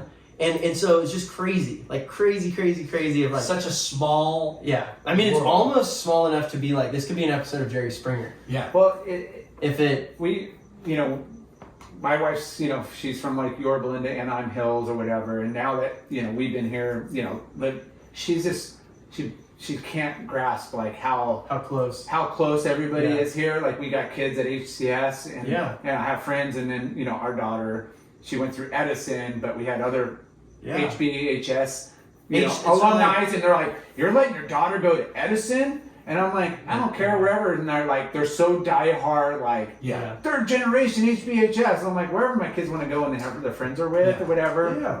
But it's just, you know. JJ's gonna go to Huntington Beach And High. my son, he's going to go to Huntington because of, surf team and water polo. But it's like, wherever your friends, wherever your kids want to be stoked on going. Yeah. But the closeness, if you could afford to stay here, you're going to stay. I couldn't afford it now. I'll be honest. If I couldn't afford it now, I couldn't live here now. But now we say that for our kids. We're like, man, you're like, man, I hope my kids you gotta can afford save the house so you have something to, Yeah. for sure. gotta But save the house. it's a rad place, and But one dude, degree of separation. To go back to getting to go on some of the best waves of my life I'm sure you surf Slater's wave pool more than Linden has. I've been there. Well, first time was with Ian Folke from Electric. Yeah. OG. Yeah, there was a time when he called me. I was That's kind of Rosie Hodges. That's Rosie Hodges. Yeah, and he called me one day, and I was kind of getting a little bitter with all these wave pools, seeing people go, and I'm like, screw wave pools. I'm a real surfer. Yeah. Bro. Yeah, you're a purist. I'm only surfing real waves. These guys aren't even gonna know how to paddle around in waves. They're just getting waves thrown at them. So then one day Folky called me because I kind of was venting to him one day. I was like, all these people are going, this and that, and then he called me. He's like, what are you doing tomorrow? But Folky was always loaded questions. What are you doing tomorrow? You want to go to Indo on the cheapest flight ever? That's 14 stops. So I was always like, I kind of got something going on. What do you got going on? And he's like, we get 5 half waves at the wave pool. Do you want to go? We'll leave tonight. So we went. It was and we got 5 half waves. Then How long ago? This was maybe it was before COVID, a couple of years before COVID or a year before COVID. Before you went with the pies. Before, yeah. So Okay. I went once with Electric, and me and Folky just went. It was kind of some people from Boxwater. What was the guy from Volcom ran the snow team? Brian. Yaguchi? No. Brian something. He was the snow team guy. He wrote for him, but Brian no, Yaguchi wrote from, but Nah, he's the snow, but I forget his name, but him and his wife were super cool. They were there. There's kind of a random mix of people, and we got 5 half waves and poached a bunch. And then the guy comes out, he's like, oh, you get a second session, a third session. So me and Folky scored. We were Folky's he's just the sickest dude. He's the full just surf stoked. He's just, we were driving home just hooked on heroin surfing. Yeah. We were just dude, how did we get back there? we were leaving It's the whole way. It was when you get an extra when you're allotted. How many motorcycles do we got to build? Dude, I was talking to one guy. They're like, "Hey, if you need a family, we could do some photo shoots. I can get the family up here. Anyway, you're just give me my." But the stress and you're allotted. You're going for 5 half waves. Yeah. And you're okay, I got to make the most out of this. And then you pick up a scrap from somebody that gosh. falls. And then you're now you're thriving. Now you're fall. Yeah. And then they pass you and they fall. You're wow, okay, next time. And it's such a mind game. I mean, you're watching your friend driving down the road going, please just crash, please crash. Yeah. I mean, we know we haven't been, Lyndon's been, 38 times? At least. 42? At least. No. 40. But how many waves is I don't going think there? that you've gone there quite a bit, right? it's You gone I think- 5 or 6 times? No, 3. I've been 3 3 times. I think 3.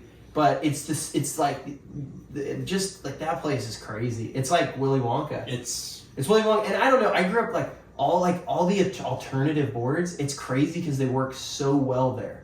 The last time went with Danny Nichols and a couple Turners were there, I think. Yeah. Danny is a maniac there. He's Brett Simpson was there. Simpo, he surfed it good. I'm gonna give it to him though. Nichols, he's been there so He many. took the heat. He's been there so many times. He has Dude. a wave pool. He has a specific model from He has a board. Stamps. He has a wave. He has pool. a wave. He told me, he's all, next time you go there, I'm giving you my board. So I he have has a board he keeps in a board bag, And no joke, he knows. I was talking to one of the kids, he's all, you want to be a flag 69 or 32, He's so calculated. So Danny kicks out or, gets his wave and he paddles and he sits there and you're he knows where to poach. You start picking out okay, you got to paddle up and you push, you're pressing the guy up a little bit. You're getting real close, and then real close to down. him for the wave coming this way. And then when that wave passes, you shift down and push that guy real far.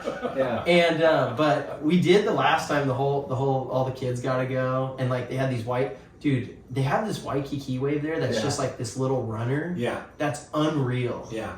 It was crazy, man. And, it was just such a cool. I see Ramana, because I follow him and all the posts and helping those.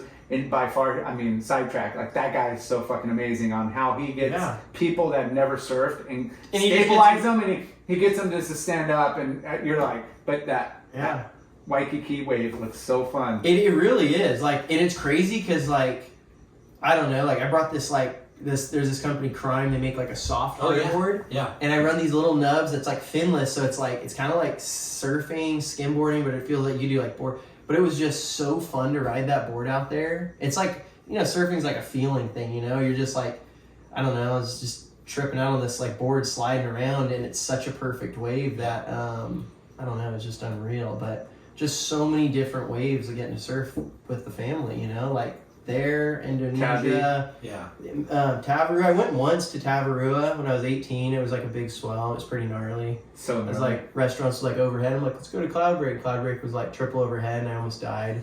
I had like a not the right equipment. Freight train. Not the right equipment. I had like a swing wides. I had like a button-up plaid T-shirt on, and I literally thought I was gonna die.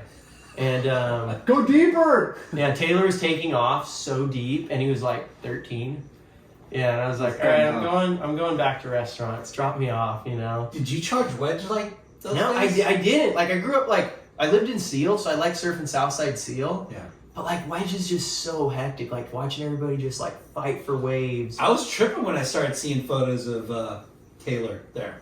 Dude, is he still off the freeway? The big billboard? Was he on there? Yeah, right at 602, right above. He had that wedge drop, right? Yeah, that one right there for a while. Yeah. Yeah, he's not gonna. So we gotta wrap it up. I'm gonna be honest. This coffee's kicking in. I'm gonna have to use your restroom. Yeah, this is like the crazy coffee. I don't know what they give me. You're so, what is the Muse doing these days? Yeah, what can we promote? What do you got going on? I mean, I don't know. I'm in the podcast world. Podcasts are live, Ryan Kingman's got a podcast. Yeah, we're supposed to get him on. Did you get Kingman on yet? Not yet. He's got a podcast. I don't know if it's competing or how podcasts work. No. Weirdness and we were supposed to have him on a while ago. He's got a cool podcast. I'm going to do a podcast, so that's why I'm going to do another podcast. Awesome. This one's coming out, so check out this podcast.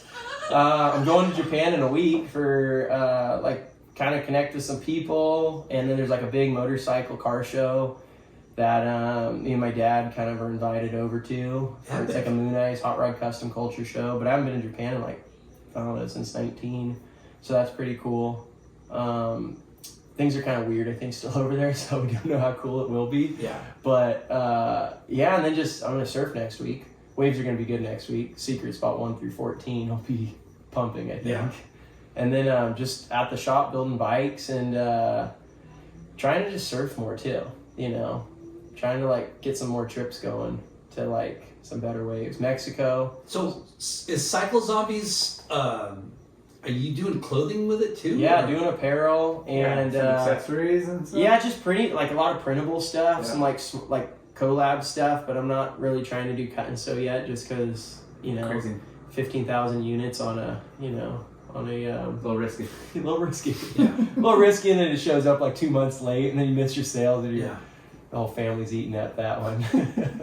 So just kind of online stuff's been great. The shop's got a cool old corrugated building that's it's just like been there forever. It's hard to find those kind of neat spaces in Huntington Beach. It's like a mile from my house. So just doing that. I actually just went out to Tennessee and it was pretty cool out there. Randomly, hung out with a lot of people are moving to Tennessee. I don't know why, but it was kind of a cool eye opener. I'd like to maybe look at property, get on the road somewhere out there, just to have a cool space somewhere else. Yeah. Some friends are out there. So far from the beach though. It is. Wave pools though. 10 years, wave pools are everywhere. You're right. Yeah. You never know. Wave pools are everywhere. Could be. Yeah. But yeah, man, just keeping the boat afloat and trying to just live the dream, Do what you love what you do, baby. There you go. Hey, that's it. We'll leave it at that. We're gonna leave it at that, but let's give a quick shout out to our sponsors. Oh yeah, we hooked you up. What do we got? Sweet late night with Chalky. got the hat. You got the hat. What do You we got got some here? Just We got- Live CBD. Just Live CBD. Yeah. Yup. No What is it? THC. This is just straight up like good healthy stuff. You got focus gummies, immunity gummies, and what is Take that, them all. vitamin C? Take it all at once. If you want. Yeah. If you want to come up and down at the same time. Come up- Shade yeah. sunscreen. Shade sunscreen. Oh, bro. Get Strider Wazalewski. Yep. Keep the Strider's sun off world. the melon there.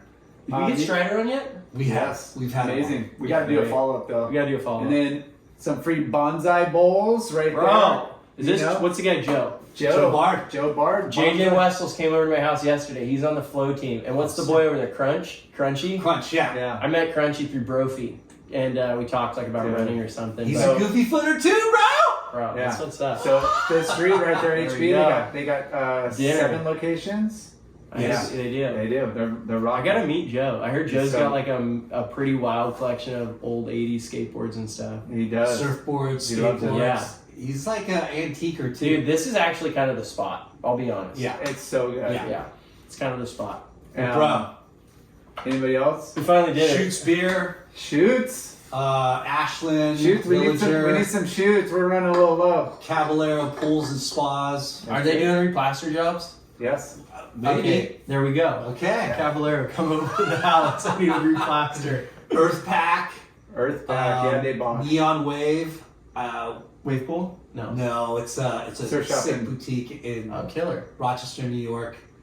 We should do a little live update out there and get some of those East Coast winter swells. Dude. Dude, that'd Bring be the epic. 5.3 dry suit. We should go do it. Hey, I'm free sometimes. If you want to bring me on, Dude, we'll have you as a recurring guest. well, no. We could, or we could. I could just be like a little 5-minute cutout where I ask all the questions you guys don't want to ask because it's like a liability.